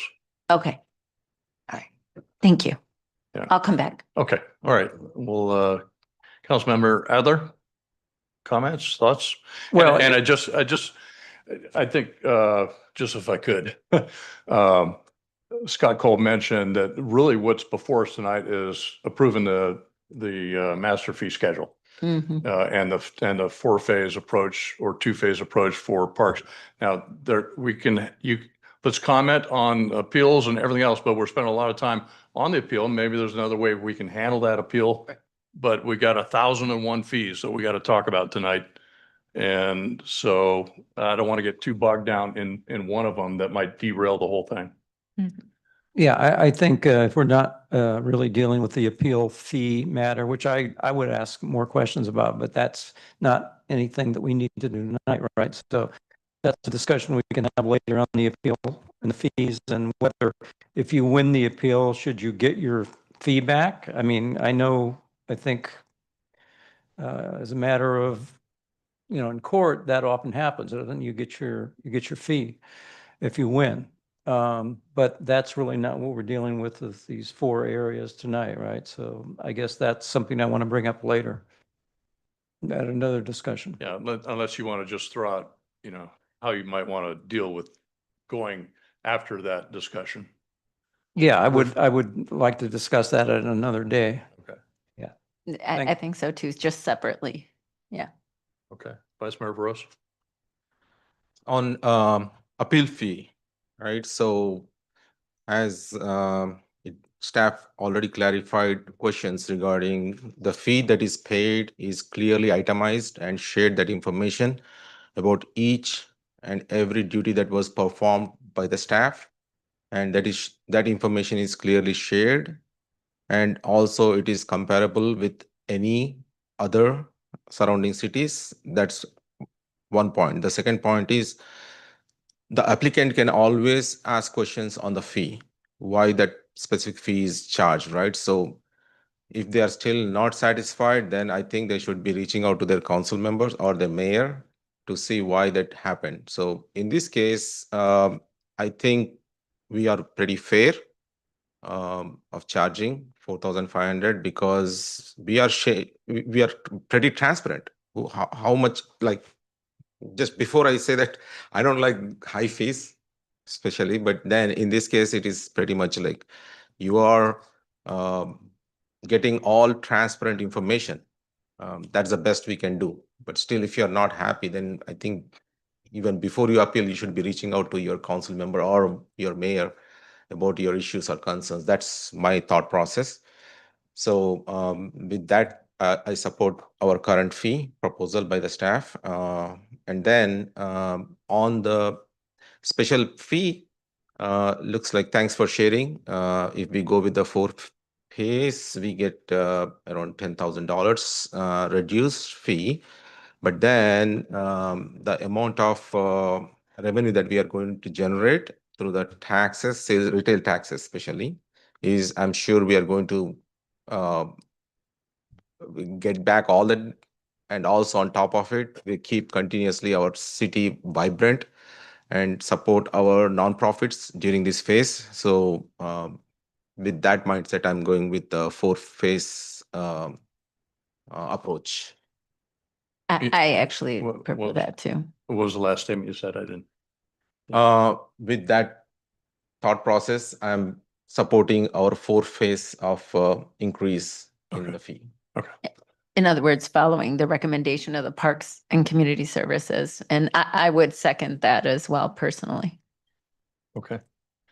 All right. I'm personally ready to move forward with the resolution. As I said before, we'd previously reviewed all these conceptual changes as part of last year's budget process. And we went with the fee increase, and we were going through figuring out how we're going to live within our means and get through the budget deficit that we had that amounted to about $1.5 million of revenue to try and do that full cost recovery. So I think we should be on track to continue with the CPI and the CCI adjustments. I do think that the Parks and Community Services Commission recommendation was a fair one. I'd be fine with going to the four-phase plan on the tier 1, 2, and 3 user fee adjustments. Certainly there's a cost to us if we do that, but some of the nonprofit events we co-sponsor anyway, and there's some fee waivers and things like that occur with some of those events. So, but having said all that, regarding the appeal business, I do think it's worth consideration of a tiered approach of some kind, and during that review, I think we could maybe look at whether or not there ought to be a reimbursement if they win or something like that. But I would rather refer that to policy. I'd rather kind of leave it as is for now, and just kind of turn to my fellow council members and see if you would be willing to take this up in policy and then come back to council after staff kind of review some options on what we can do, what other communities around us are doing, and see if there's maybe a different way to do it. It's definitely different for someone who is right next door to a project compared to somebody who lives all the way across the city. So it's not just developer or concerned citizen, it's who's affected by this. And I don't know how you determine that, but maybe that's something that the policy could dig into as well. I agree with that. I think it's worthwhile to look into it a little further and explore, just to better get more detailed information, allow policy committee to flesh some of that out, and then have that come back to us. Okay, any more discussion on this item? Okay, so with that, we really should call for a motion then to approve as amended the resolution number 2025-036, adopting the master fee schedule for various municipal services for fiscal year 2025-26, and repealing resolution number 2024-51. Can I get a motion? And if you're going to give a motion, if you have any adjustments to that proposal. And just to clarify, that motion includes the four-phase approach then? Yes. I move the motion with including that four-phase approach. I will second that. Okay. Motion, Vice Mayor Bros, second, Councilmember Rubio.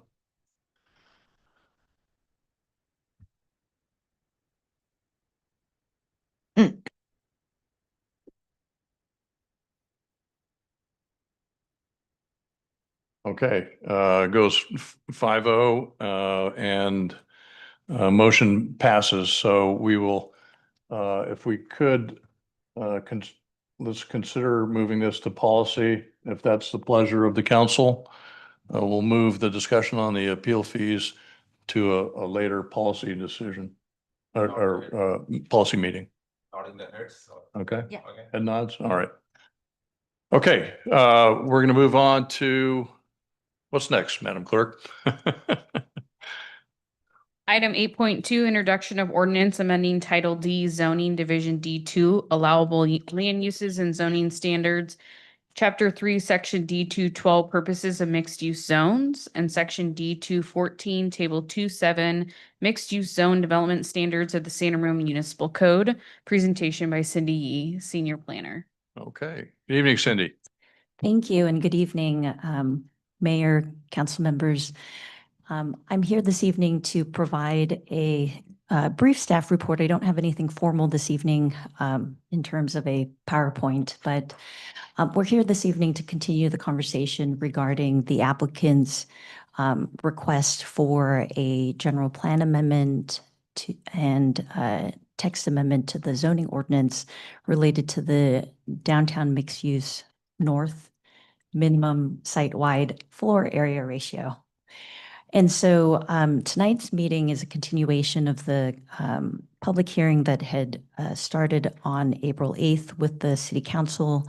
In advance of the City Council's review, the Planning Commission also reviewed and recommended approval of the proposed text changes. We are just here this evening just to continue to have that conversation regarding the proposal from the applicant. There is a requirement for 3 public hearings related to general plan amendments. And then additionally, because there is a amendment to the zoning ordinance, we also have to introduce that ordinance as well this evening. So with that really just concludes my staff report this evening. If there's questions, I can certainly take those now, but we do have a ordinance to introduce as well as a public hearing as well. Okay, all right, thank you. And I see we have the applicant represented here with Stephanie Hill. So before we kind of go with clarifying questions, let me just reiterate, this is the second of 3 public hearings for the city, before the City Council on this issue. I would just say let's stay focused on this administrative change. This is about policy that we're talking about, a change. It's not any new entitlement, right? And really nothing has changed since the first time we heard this way back in February with our joint City Council meeting on this administrative change. Is that correct? That's correct. No changes that have been made to the proposed text changes and no new information that's been proposed since the February joint session. Okay. All right. So tonight, this is not about deciding on the approval of any special projects or how many affordable units can be built. Now, those things might be impacted by the decision, but those are things that can be reviewed and discussed during future planning commission meetings should the applicant want to go forward with some proposal based on this change. So it's really about changing the FAR for DMU North from a minimum of 1.25 down to 0.5, right? And as I understand it, that's what the applicant says, that will allow them to more fully develop, use that full density range of 20 to 60 dwelling units per acre. So if council needs any additional information before we're ready to make decisions, this is the time to ask those questions before we open up the public hearing. And then we'll get to our third and final meeting on May 13th, where we need to decide on that resolution and whether or not to amend the general plan as requested. So with that, let's open up for clarifying questions from the council for either Cindy Yee or the applicant. I have nothing there. Nothing? Okay, Councilmember Rubio. Not really. I mean, I just wanted to make sure and I kind of asked this, but I'm still trying to get more clarity on it. There was a sort of, and I may be wrong, but as I recall from our last meeting, there was a reason, something that was incongruent, right? With our current general plan ordinance, right? And versus like what the state or something like that has to do with like availability of funding and feasibility of building it. Could you explain that to me again? I'm not quite certain the explanation. Is We're it talking about related the to project. state? On the FAR change? Yeah, the FAR change, but it was being changed because we had an applicant that needed that change, right? So maybe let's see if I can try to cover the question. So and actually my stand-in last meeting has stood up again, so maybe I might pass it on to Lauren since he was here. I'll prompt you as to what the issue is. I think you're referring to the density bonus requirements to get concessions and waivers under Exactly. the state to waive the FAR standard. And so the projects that have been processed and coming through recently have had to go to that process in order to get their projects approved, which can be a governmental constraint towards meeting the intent of our housing element. So that's really, I think Thank that's you. what you were referring. Yes, I'm trying to provide more clarity around that because I think that's where there's not enough understanding about what prompted that in the first place. Sure. So state law has provisions in it that allows some flexibilities to city standards that are afforded to applicants for housing developments.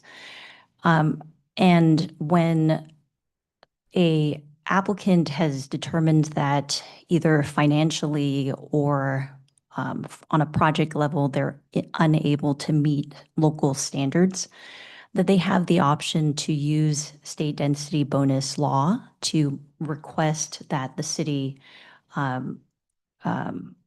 waive or grant a concession to the city's standard. And so there is a process afforded to them through state law that allows an applicant to apply, in addition to their project, an application for a density bonus waiver concession for their project.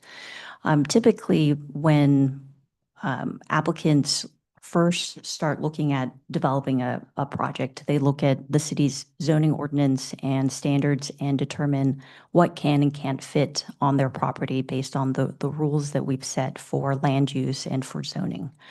And that will determine the height of the project, the number of units that are going to get constructed, how much parking is required for that site. All of that to support ultimately the project and the goals that the city has established for that property.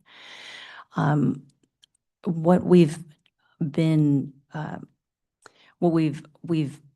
applicant has told us through this application is that one of those standards that are in our zoning ordinance and our general plan, which is specifically the minimum site-wide floor area ratio, has been restricting their ability to apply the density range that was established on site. And in order for them to be able to meet the number of units on site, they will have to request a density bonus for every project that is in the DMU North in order to be able to meet the city's standards while asking for a waiver from that one specific standard that was just adopted by the city in General Plan 2040. And so the recognition of that, every project that potentially is considering development in DMU North is going to need to request a waiver from that standard, starts to imply that there may be a governmental constraint that has been placed in our development standards that make it infeasible for applicants to be able to move forward with their projects without some undue burden. And so that's ultimately the request that the applicant has made, is that while density bonus law is available for any housing projects, density bonus can also incur costs to that project that requires additional considerations that for providing more affordable housing than what would normally be required locally through our inclusionary ordinance. And so there are additional costs that get incurred by requesting a density bonus for each and every project. And so I think that was the concern that has been raised in terms of whether or not the city has created a potential governmental constraint, and if so, whether it's an applicant-initiated application or something that the city will have to review in the future. That's probably something we will need to look into if it's not applicant-initiated. Thank you for laying that out. I appreciate it. Sure. Okay, other clarifying questions? Okay. Vice Mayor? Oh, okay, well, but you want to make the comment before the public hearing? Yeah, I think better. So, thanks, Cindy. And I know there is a lot of misinformation and disinformation is being shared across the community with knowingly, unknowingly, I don't know. But just as Mayor Armstrong already clarified, also Cindy clarified, this change for FAR doesn't mean that it is a blank check to any developer saying that, okay, you can go and build whatever you want. No, it's not. What we are providing with this general plan fix is that so that in future the developers need to submit their application for each individual development that goes through the process through the planning commission, and the planning commission need to review and approve for each of those. So please, if you have any questions or concerns, don't hesitate to reach out to any of the council members or Mayor Armstrong or any of our city staff. Please don't hesitate. That's my comment. Thank you. Okay. And if I may just add one additional comment in line with what was being mentioned, I think what is also being forgotten is that we're getting more affordable units by doing this. And we also have deadlines. Like we do have to build within a certain time frame. And I think sometimes people forget that these are state mandates, which means we don't have the option to how shall I say, get into a debate with a developer. If we end up creating, a debate for every little thing, now we can negotiate things, but if we create such a steep climb, it may discourage developers from building, and we have these RENA numbers that we have to meet. And if we don't meet them, we will lose absolute oversight over what happens in San Ramon. I don't think people fully understand that. And as Vice Mayor Burrows was mentioning, there's disinformation being put out there that somehow we're doing this as a favor for somebody, but we're not. We're doing it because we have an obligation to make sure that we build in a responsible, timely manner. And, I think that the fact that we're going to bring in potentially more affordable units with services that will help families that are in need, that's a win-win. So. Okay, thank you. Thank you, Councilmember Adler. Any questions? Well, I find of all the issues, this a little more complicated I have difficulties in understanding the whole thing, but isn't part of the problem with a developer developing a unit and then not being able to get paid right away? I mean, you have to borrow to build these things, right? And if you can get people in there quickly, then you get your money back. And some of the apartments, I guess, take longer to get your funds back that you've invested. Does that have anything to do with this whole issue, or? I would say that not related to the applicant's request. It doesn't specifically have to do with this particular policy change. It is true that it does cost more to carry the cost of rental units versus single family or for sale units, because once you build that single family unit and sell it, you get your funds immediately back on, to a certain degree. There's some funding that comes back to the applicant once that unit gets sold. Rental is different because most of the time, a certificate of occupancy for the entire building has to be issued at the time when all of the units in the building are ready to occupy. And so oftentimes there will be a delay because construction can take 24 months, 36 months. And so the return on your investment certainly does take longer, typically on a rental project. But that's not necessarily the request or impacts the request that's being made. What's happening here is that we have a density range of 20 to 60 units, which means potentially it could be a single family home, albeit a small, very tall, 3-story single family home. But you can have a single family home in a 20 dwelling unit per acre, and you can have all the way up to rental and high rise in a 60 dwelling unit per acre. The range that we've set within this zone provides the property owner the ability to develop within that range. That's ultimately what the city has set. But the FAR, when you establish a FAR of 1.25 as the minimum starting point for any developer to put units on that property, it automatically sets an intensity that's going to be much higher than your typical 20 dwelling units per acre. And so that's the disconnect that the applicant is requesting the city recognize, is that although we set a density range, which is ultimately what the housing element adopts for the site, to allow for anything from single family all the way up to very high density, the minimum site-wide FAR does not match that density range that we've set. And so the request to reduce the minimum FAR from 1.25 to 0.5 will get you closer to the ability to build a range of housing types on a property without automatically forcing it to be a much higher density than what the range currently allows. And so that might just be a better way to think about it, is it's not incentivizing necessarily single family dwelling over rental. It's ultimately allowing the flexibility to determine intensity based on the specifics of that property and where it's located and what constraints might be on site to be able to give development standards that match the density range. That's a good explanation. Thank you.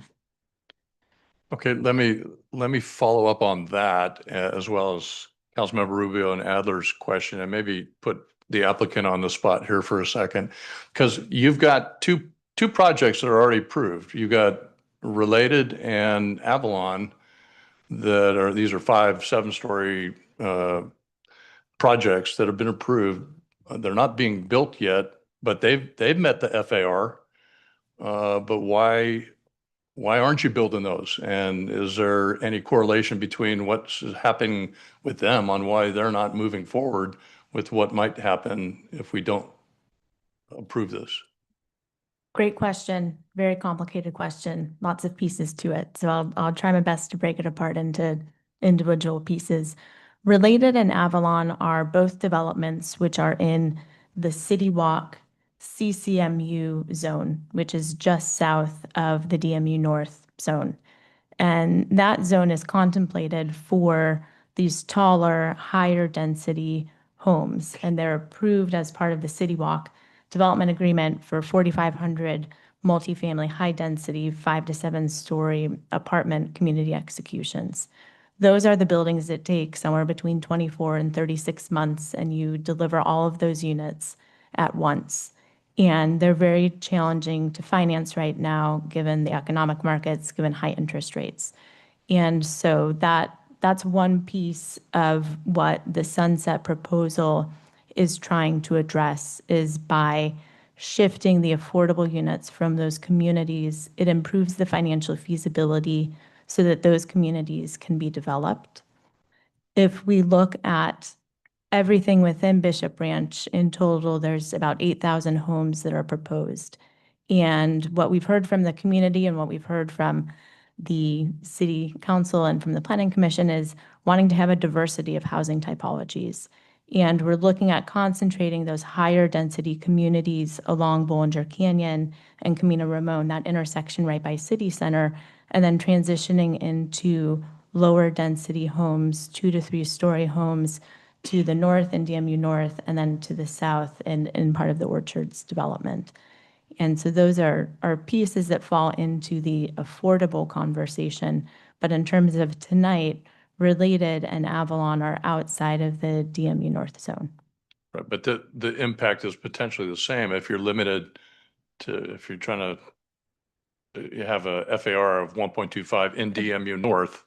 That's right. If you And- look at I apologize for Yeah, no, go interrupting. ahead. You're correct. So if you look at Related and Avalon, those are achieving the FAR range that was established for DMU North, but they're a much higher density. So both of them exceed 60 units per acre. So they're outside of the density range, but they achieve the FAR range. And so there's this inconsistency where the density range of 20 to 60 does not align with a minimum site-wide FAR of 1.25. And so those higher density communities exceed 60 units per acre and fall right within the FAR range, which is contemplated for DMU North. Okay, all right, thank you. All right, any final clarifying questions before we go to the public hearing? Okay, can I get a motion to open the public hearing on this item? I'll move to open the public comment. You press the button. Okay, I'll second. Okay. A motion Veros, second Rubio. You guys are 100% on that tonight, I think. Keep it going. Okay, we've got a 5-0. Okay, public hearing is now open. And do we have any speaker cards on this item? We do have 2 speaker cards, but before I call them, we do need to introduce the ordinance, waive the reading, and read by title only. Okay, And if you'd like me to do that, I would be happy to. I would like you to do that. Thank you Okay, very thank much. you. So the title of the ordinance is amending Title D zoning Division D2 allowable land uses and zoning standards, Chapter 3, Section D212, purposes of mixed use zones in Section D2-14, Table 2-7, mixed use zone development standards of the San Ramon Municipal Code. Okay, thank you for that. So we do have 2 speaker cards for this item. The first from Shirag Kathrani. Okay. Hello, Shirag. Hello, everyone. And I want to first talk about Veros, Council Member Veros. You were talking about the misinformation which being spreading and all those. I want to clarify, if you see the information, if you carry the information, there are 200 plus units being built at Eden Housing, and they would be built at a later phase. They don't even have set up yet. And right now we have BR7, we have City Village and BR11. All of 3 are approved with the inclusionary housing ordinance. And once this is built, all of this, when they move, there is definitely a big benefit. And I'm pretty sure everybody is aware of it. Like at least when you move one affordable from sale to here, it's easily $1 million plus, because an average price of home is 1.5 million in City Village. And the affordable homes is 585 as well as some 385. So there is $1 million plus for all the 55 units that move from here.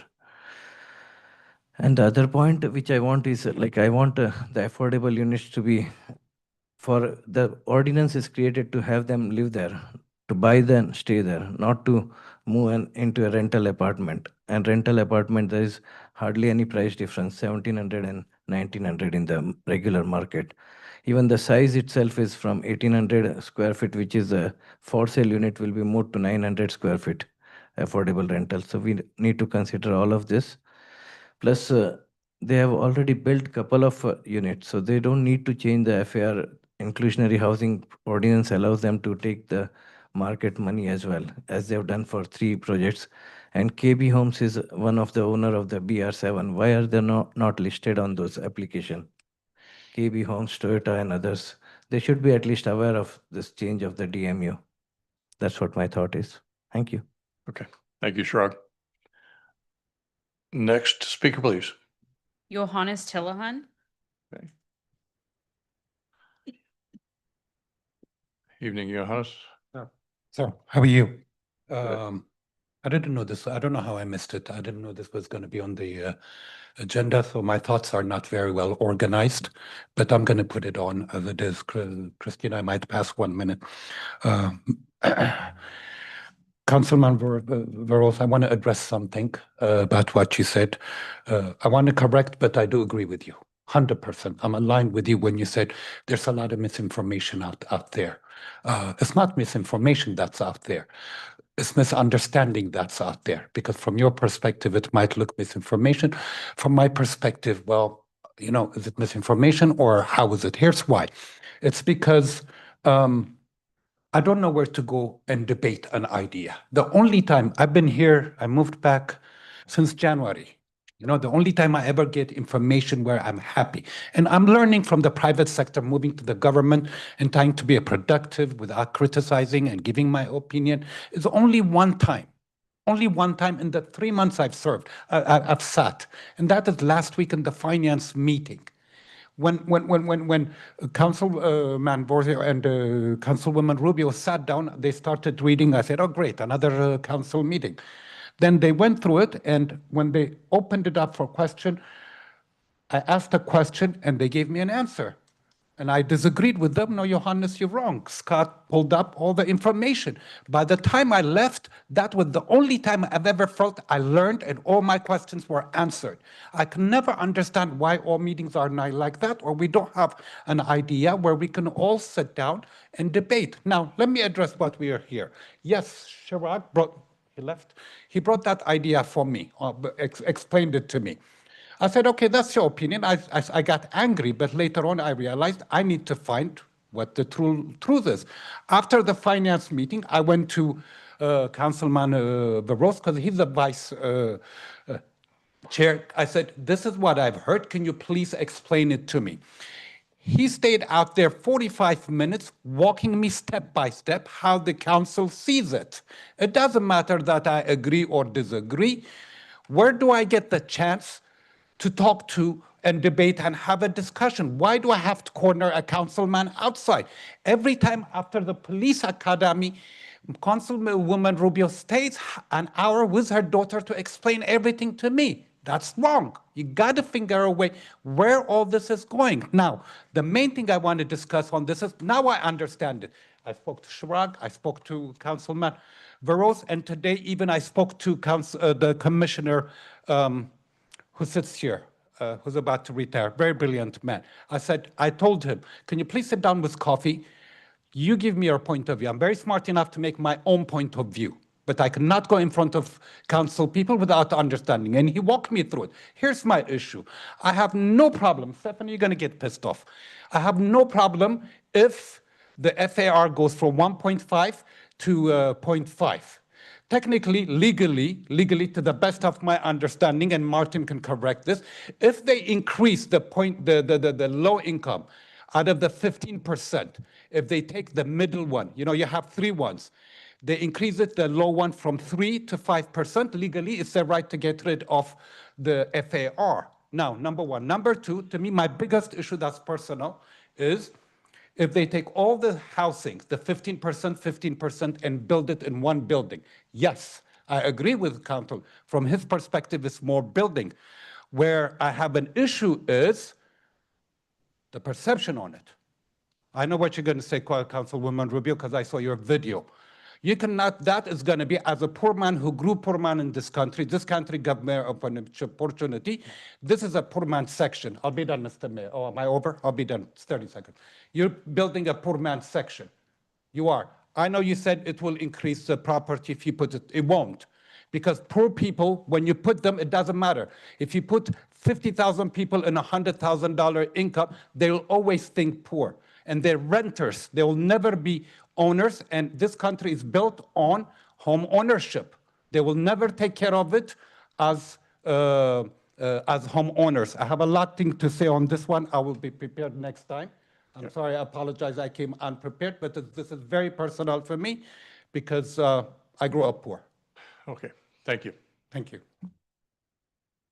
Okay, next speaker, please. That was the last speaker card, and we did receive written public comment from Brian Swanson. Okay. All right, thank you. Then can I get a motion to close the public hearing? So move.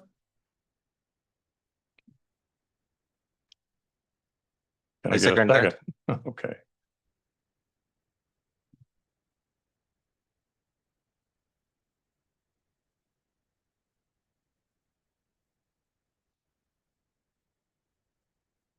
Okay, the public hearing is now closed, so the matter is before the council for any further discussion. I have a comment for sure. Okay, And Johannes, I appreciate his comments. I actually did make it a point at the last meeting to talk about how close those developments would be. I grew up poor, just so you know. I was raised by a single mom. I am a single mother of a child with lifelong disabilities. I understand poverty very well. So my first question was exactly about that precise situation.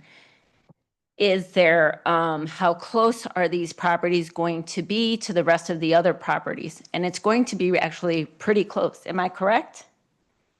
Okay, could you give me a number if that's okay? So there's better understanding like how much distance we're talking about from the larger.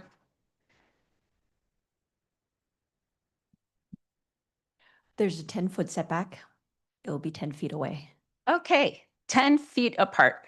So now, the other thing is that then I also did some research before the last meeting.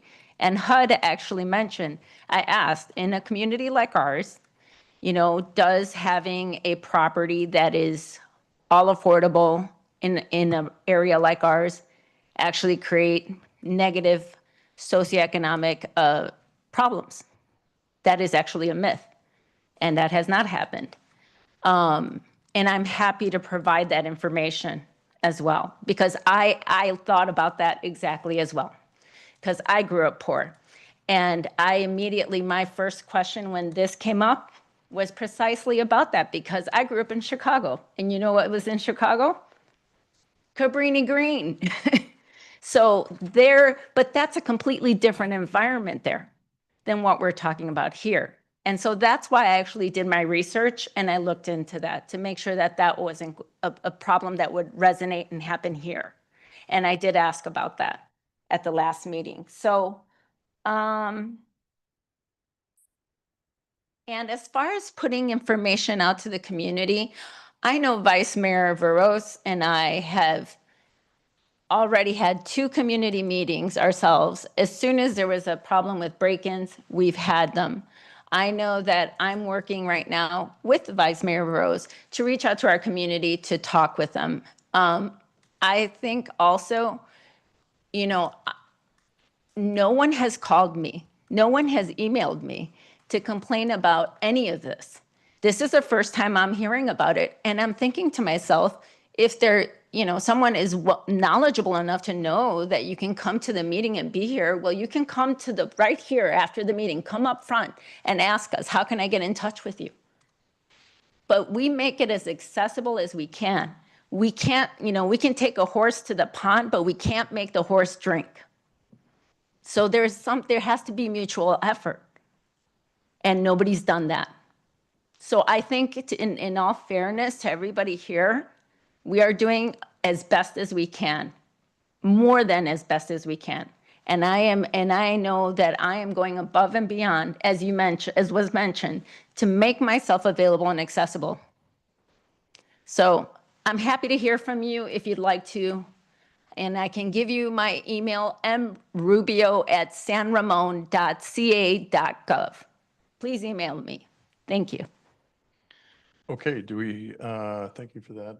Any other discussion on this, or any applicant, if you would like to make any, do you have any comments regarding any of the?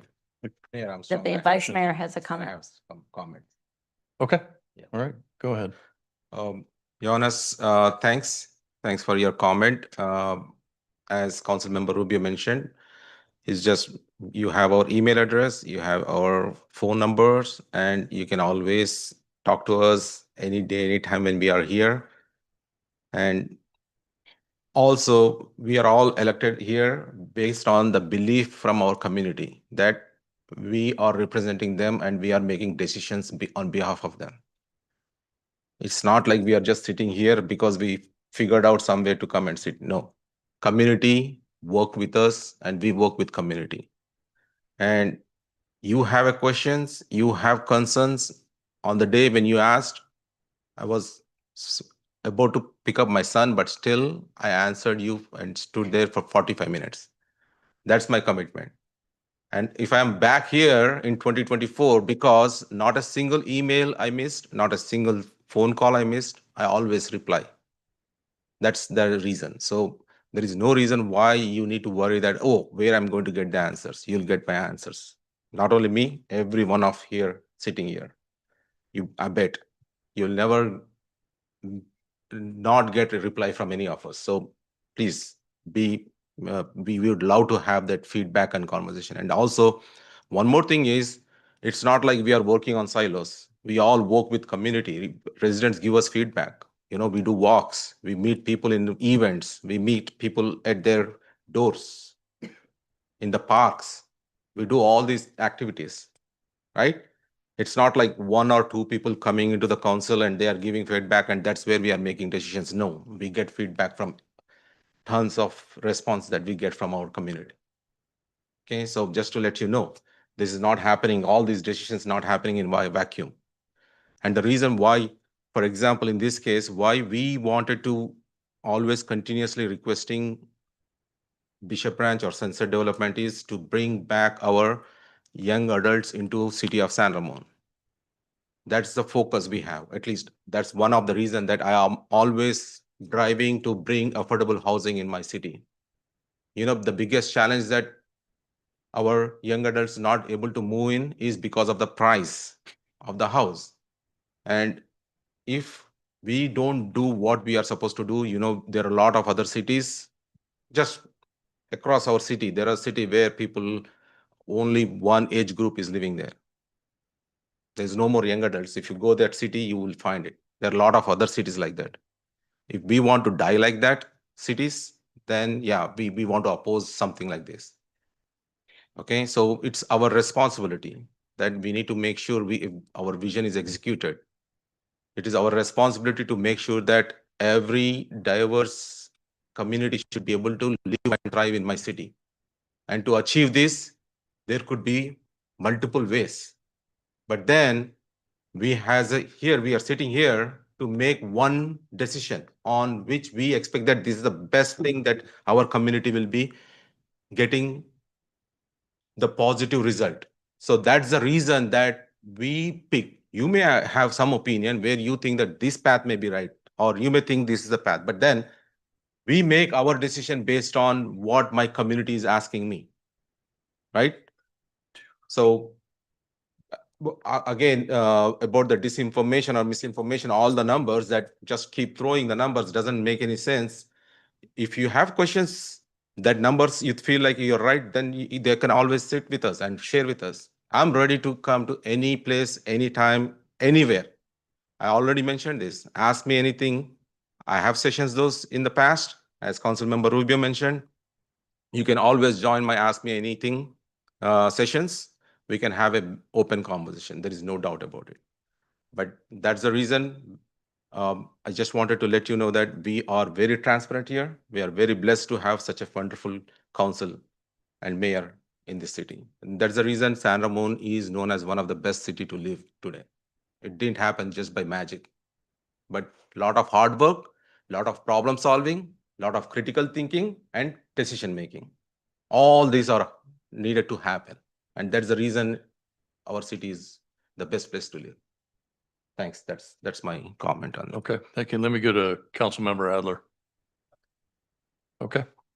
Councilmembers Reinhardt? No additional. Okay, let me go back to Councilmember Rubio. Yes, and I just wanted to add a couple of other things to, in terms of talking about providing affordable housing. As I mentioned, I I'm a renter. I live in an area, in an apartment complex that offers affordable housing. And yes, we're the only apartment complex in the immediate vicinity, and there are single-family homes all around, but I am very happy that it's there in a beautiful area where I can walk and enjoy the open space with my daughter. And one thing that's important to remember, that Eden Housing would provide increased family services like childcare, which are extremely important for low-income families, especially if you're a single parent. The other thing is San Ramon Valley Unified School District has lost an incredible amount of funding, and that has been due to student enrollment. Why? Because there's been a reduction in the number of people that are having children. The second reason is that more people are staying in San Ramon well beyond their kids after they graduate. They're not leaving afterwards. So we need more young people in here. We need more young people in San Ramon. So if we can get more affordable units, rental units here for people who need it so they can bring their kids to great schools here, and therein at the same time provide more funding for our district, it's again a win-win. And we all know when it comes to water conservation, we do a better job of being efficient on water usage when we are dealing with higher density units. So I think sometimes it may not seem so obvious. So I appreciate please reach out to us, because this is a conversation that we could be having anytime you reach out to us. Call us, email me. I know I've given my card to both of the last two speakers, and I know both of you can reach me anytime. So I'll be looking for your email and your call so that we can continue the conversation and I can answer your questions, and happy to do so. Thank you. Any other final comments from council members?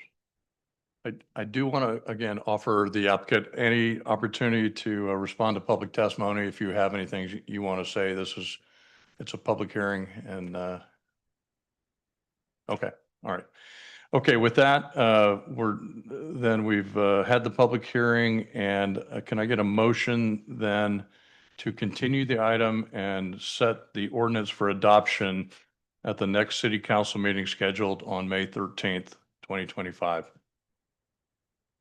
Do I have to read the whole thing again? City attorney? No, Okay. you can just say so moved if you'd like. Okay, so moved. Thank you. Okay, we have a motion and a second. To make sure.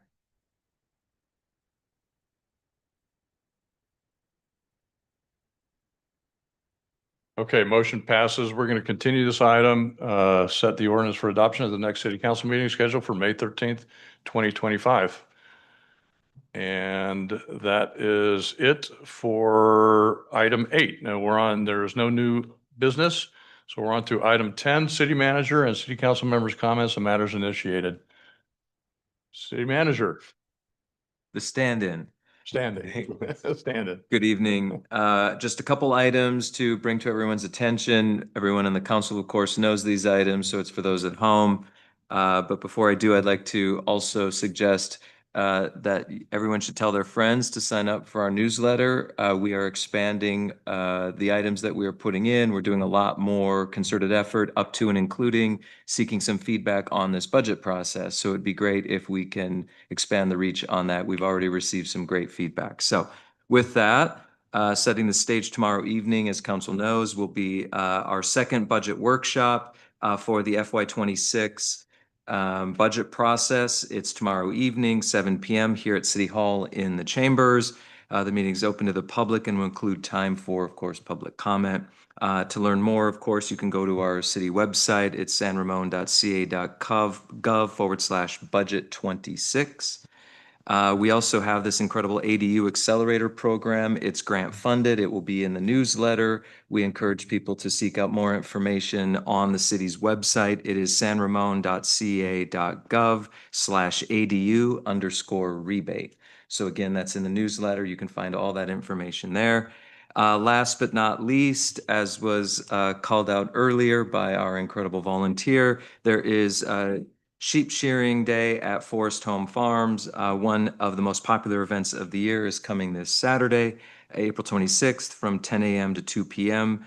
Sheep Shearing Day is at Forest Home Farms, is a family-friendly event where everyone can learn about the process of sheep shearing. The day includes a shearing demonstration, the chance to explore the farm, tour the glass house, watch blacksmithing in action, learn how wool is cleaned and spun, and participate in arts, crafts, and more.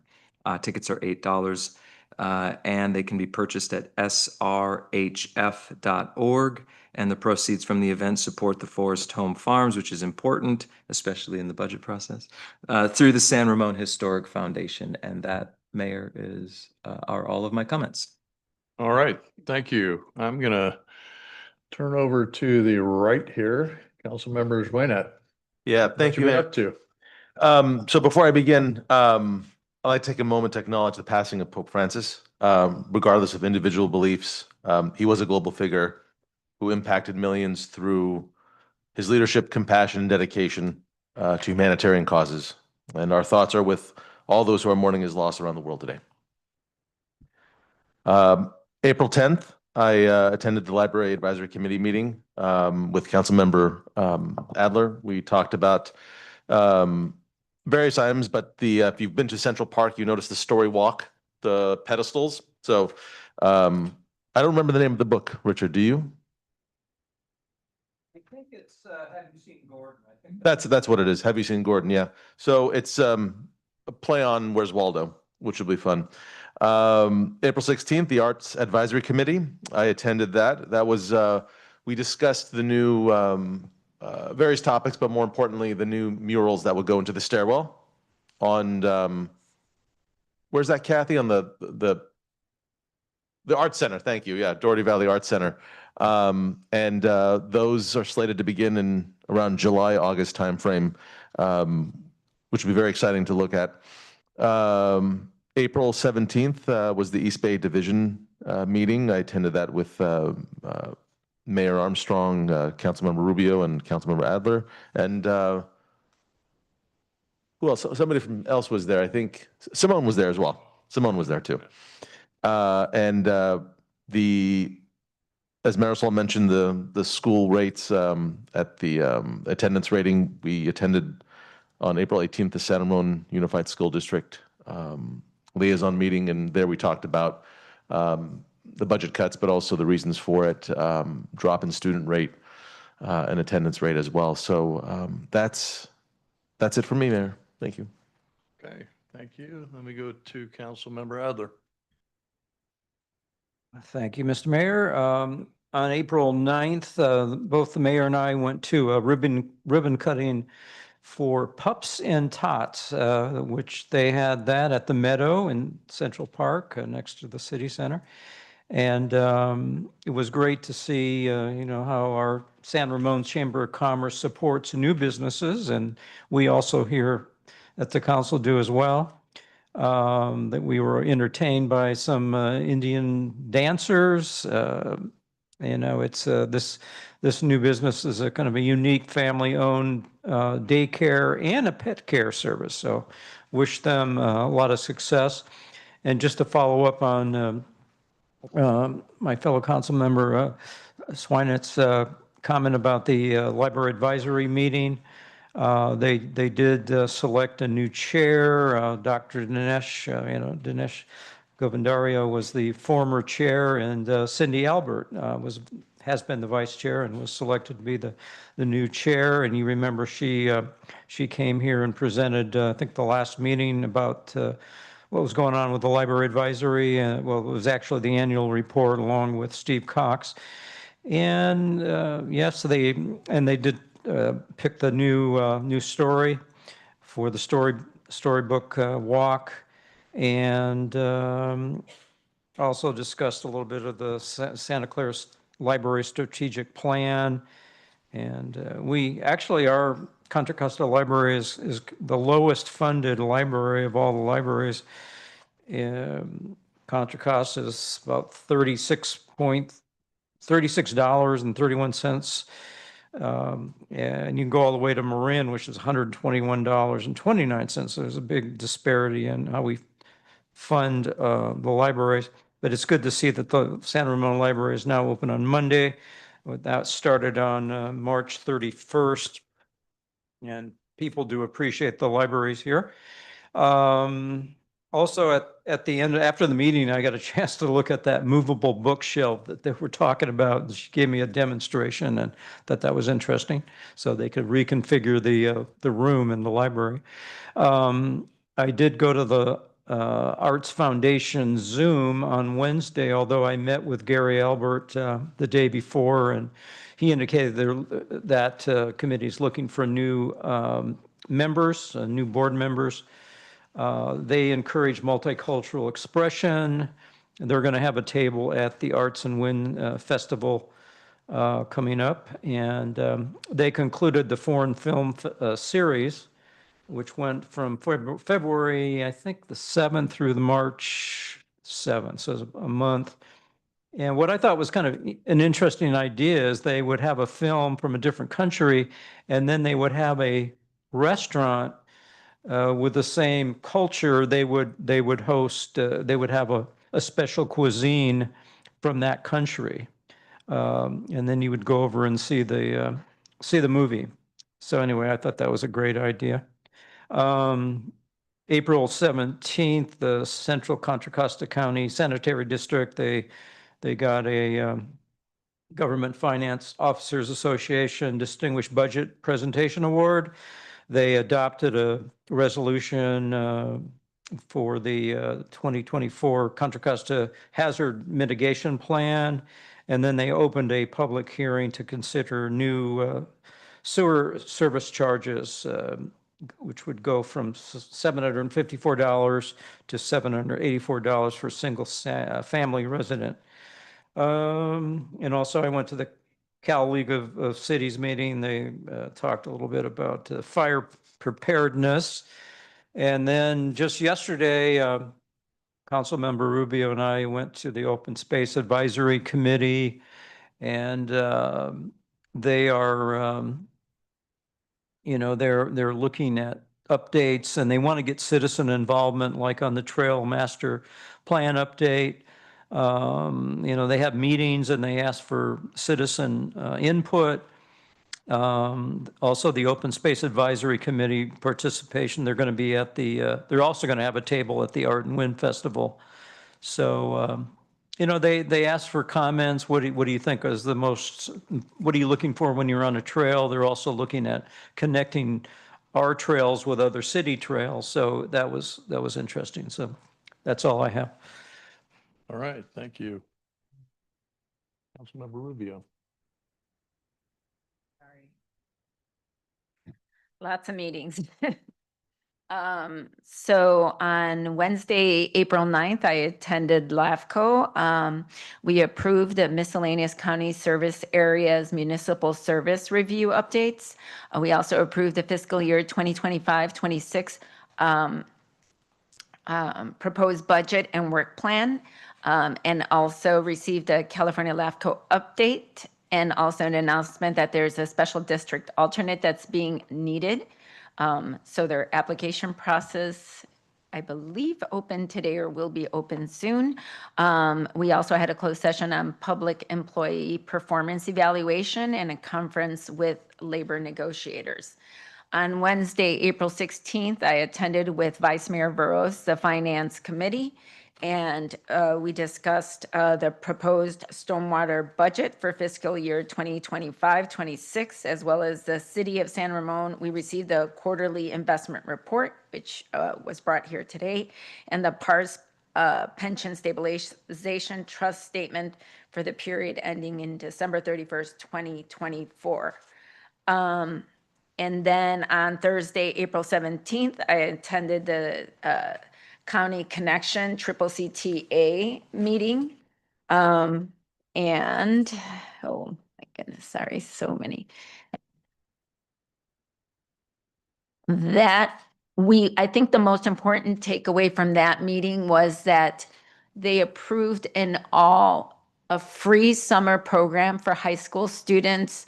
I believe this is going to be in the Martinez area, but it's going to be all free bus rides for students during the summer as a pilot program to see if they're not even requiring an application. It's just basically allowing them to get on board and get on the buses and get rides to where they need to get to and from school or where they need to get to over the summer.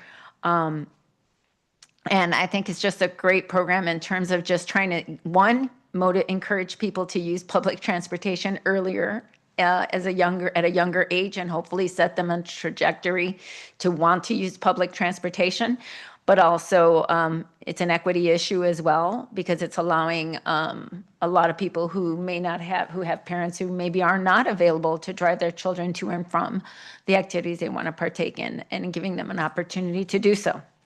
The next update was on Friday, April 18th, the San Ramon Valley Unified School District, as Councilmember Joyna mentioned. We talked a lot about the student enrollment. We also obviously received updates from the city to impart to the school district as well. And then on Monday, April 21st, I attended 2 meetings, the Tri-Valley Transportation Committee meeting. And forgive me, this is one of the items that we approved was the City of Dublin and City of Livermore are seeking the Tri-Valley Transportation Development Fee Funds for their project. Let me get it clearly here. For the Dublin Boulevard North Canyons Parkway Extension Project of the Tri-Valley Transportation Council's Strategic Expenditure Plan. And Livermore and Dublin have agreed to divide the total amount allocated to the project. The City of Dublin will contribute $11,227,600 and Livermore $4,811,700. And then after that, we also gave some feedback on, there was consideration because there was so much money sitting between LAIF accounts and the Mechanics Bank account. They wanted to put more funds into the investment account so that, the funds are basically not sitting there and just not growing. So we approved that request. And then I have to, and then for the Open Space Committee, I won't reiterate it because Councilmember Adler already covered everything, but I was also there in attendance. But mainly it was the Art and Wind Festival. That was we definitely talked about that and what we plan to do there. And then I have to make a request as my daughter, I have a medical need to request if I can occasionally as needed attend remotely some of our meetings because my daughter is in a critical acute need right now, and I may need to be available. And I'd like to make that request for basically the next 7 weeks, if needed. And I need the council's okay to do that. Yes, and I will get back to the council on the limitations associated with that request. I do believe that she's going to be limited to, I think it's 5. 5. Mhm. So I'll confirm that. Okay, thank you. Okay, thank you. Vice Mayor Veros. April 11th, I attended MC board meeting. It was one agenda item, quick one, short one, nice one. So there was a plan for revenue bonds that need to be generated to buy clean energy projects ahead of time so that we can save around 8% to 10%. There are some challenges, rewards and risks, but then based on calculated risks, the board approved it so that we can save the community residents. That's one. And then April 16th, attended Finance Committee. As Council Member Vice Chair Rubio already shared the details. Just to add on the storm water program budget, that is MRP 3.0 version, where we are going to get hit with the additional charges that we need to figure out how to pay. But then as a finance committee, we agreed to approve it through the general fund at this point, rather than going to the public for any measures or bonds. Okay, and then the Friday 30th, we attended Quail Run cricket pitch, open ribbon cutting, as well as recognition of our San Ramon Cricket Association Youth Academy. 4 girls who got elected, who got selected to U.S. Women's Cricket. It was a fantastic evening. Our natural cricket player, Mayor Armstrong, hit some good shots there, and there was a quite good attendance. It was fun to have that. But thanks to our Parks and Community Services Department, commissioners, and Public Works. Appreciate all your great work. That's my update. Did the mayor hit the ball? He hit like natural. Yeah, I got a six, yeah, home run too. All right, thank you. Y'all been pretty busy.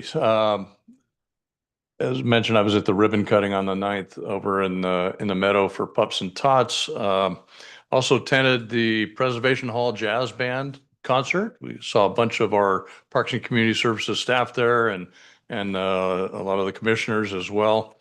It was a great performance, a lot of fun, really enjoyed by everybody. On Wednesday, the 16th, I attended a Contra Costa Transportation Authority board meeting.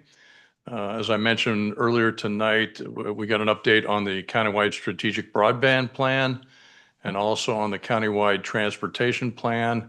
This transportation plan is something that they're going to ask for broad community input on. And so hopefully when they go out for their community outreach starting in June, we can amplify their requests for information and get the word out through social media and other mechanisms so we can get our community input on some of the transportation challenges in the county.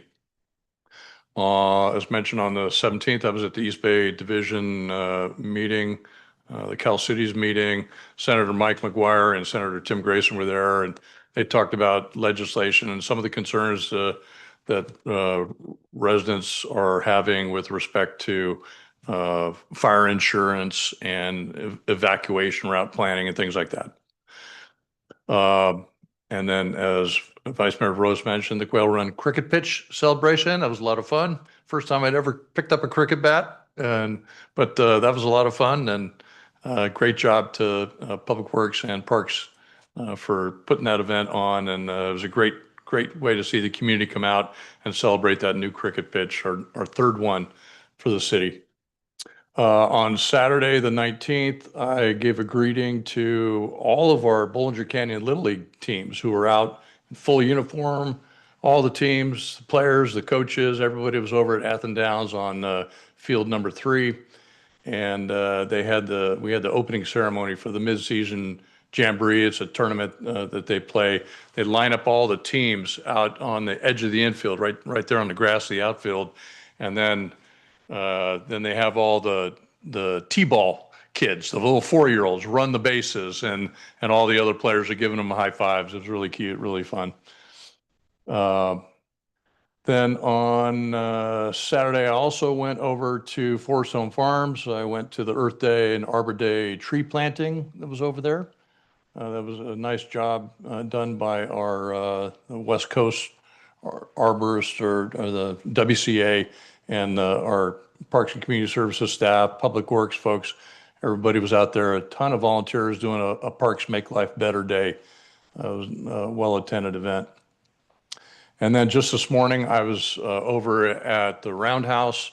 CCTA put on their 10th annual Redefining Mobility Summit. There were some Public Works staff there that I saw. This is where mobility experts from around the nation, really internationally, mobility experts came in. They joined in different panel discussions on the future of mobility, autonomous vehicles, integration of technology and also what's the future workforce going to look like. So there's a lot of future workforce development issues as well. And then there was a side room where there was a lot of teens that were out there. They had all sorts of robots and different tech projects they'd been working on. It was absolutely amazing what some of our youth are working on these days. Very impressive. And that's it on kind of community events and meetings. Just a reminder, we have our budget workshop tomorrow. As mentioned earlier, we have the Thursday senior volunteer recognition dinner at 5:30. Friday is a PTA advocacy day over at the San Ramon Community Club. That starts at 8:30 in the morning. That will include Congressman DeSaulnier, who we saw this evening, as well as other state legislators. And so, Chief, I will miss you at the Chamber of Commerce Roundtable. I understand you're going to be talking at 8:30 over at the PG&E Training and Conference Center. And then the other reminder is Saturday, as mentioned, sheep shearing, but there's also the Library Foundation. They're having a fundraiser.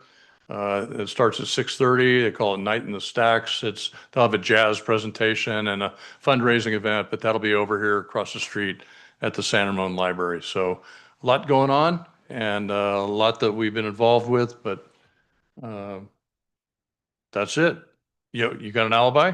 No, I have one point to, I Okay. need to, sorry, I missed this one. So on Thursday, May 1st, we have our first artificial intelligence foundry initiative by San Ramon that is going to happen in our rotunda. We are working with the DoorDash founder, Stanley Tang is going to be here. They are going to demo their autonomous delivery system. And also we are going to have CloudServe. They are going to showcase their restaurant, like what is that? The serving robots and many other presenters that will be here in our rotunda on May 1st, Thursday from 6 p.m. to 8 p.m. Thank you. All right. Thank you. That sounds exciting. All right. With that, we are adjourned until our next regular city council meeting. Thank you all. Good night.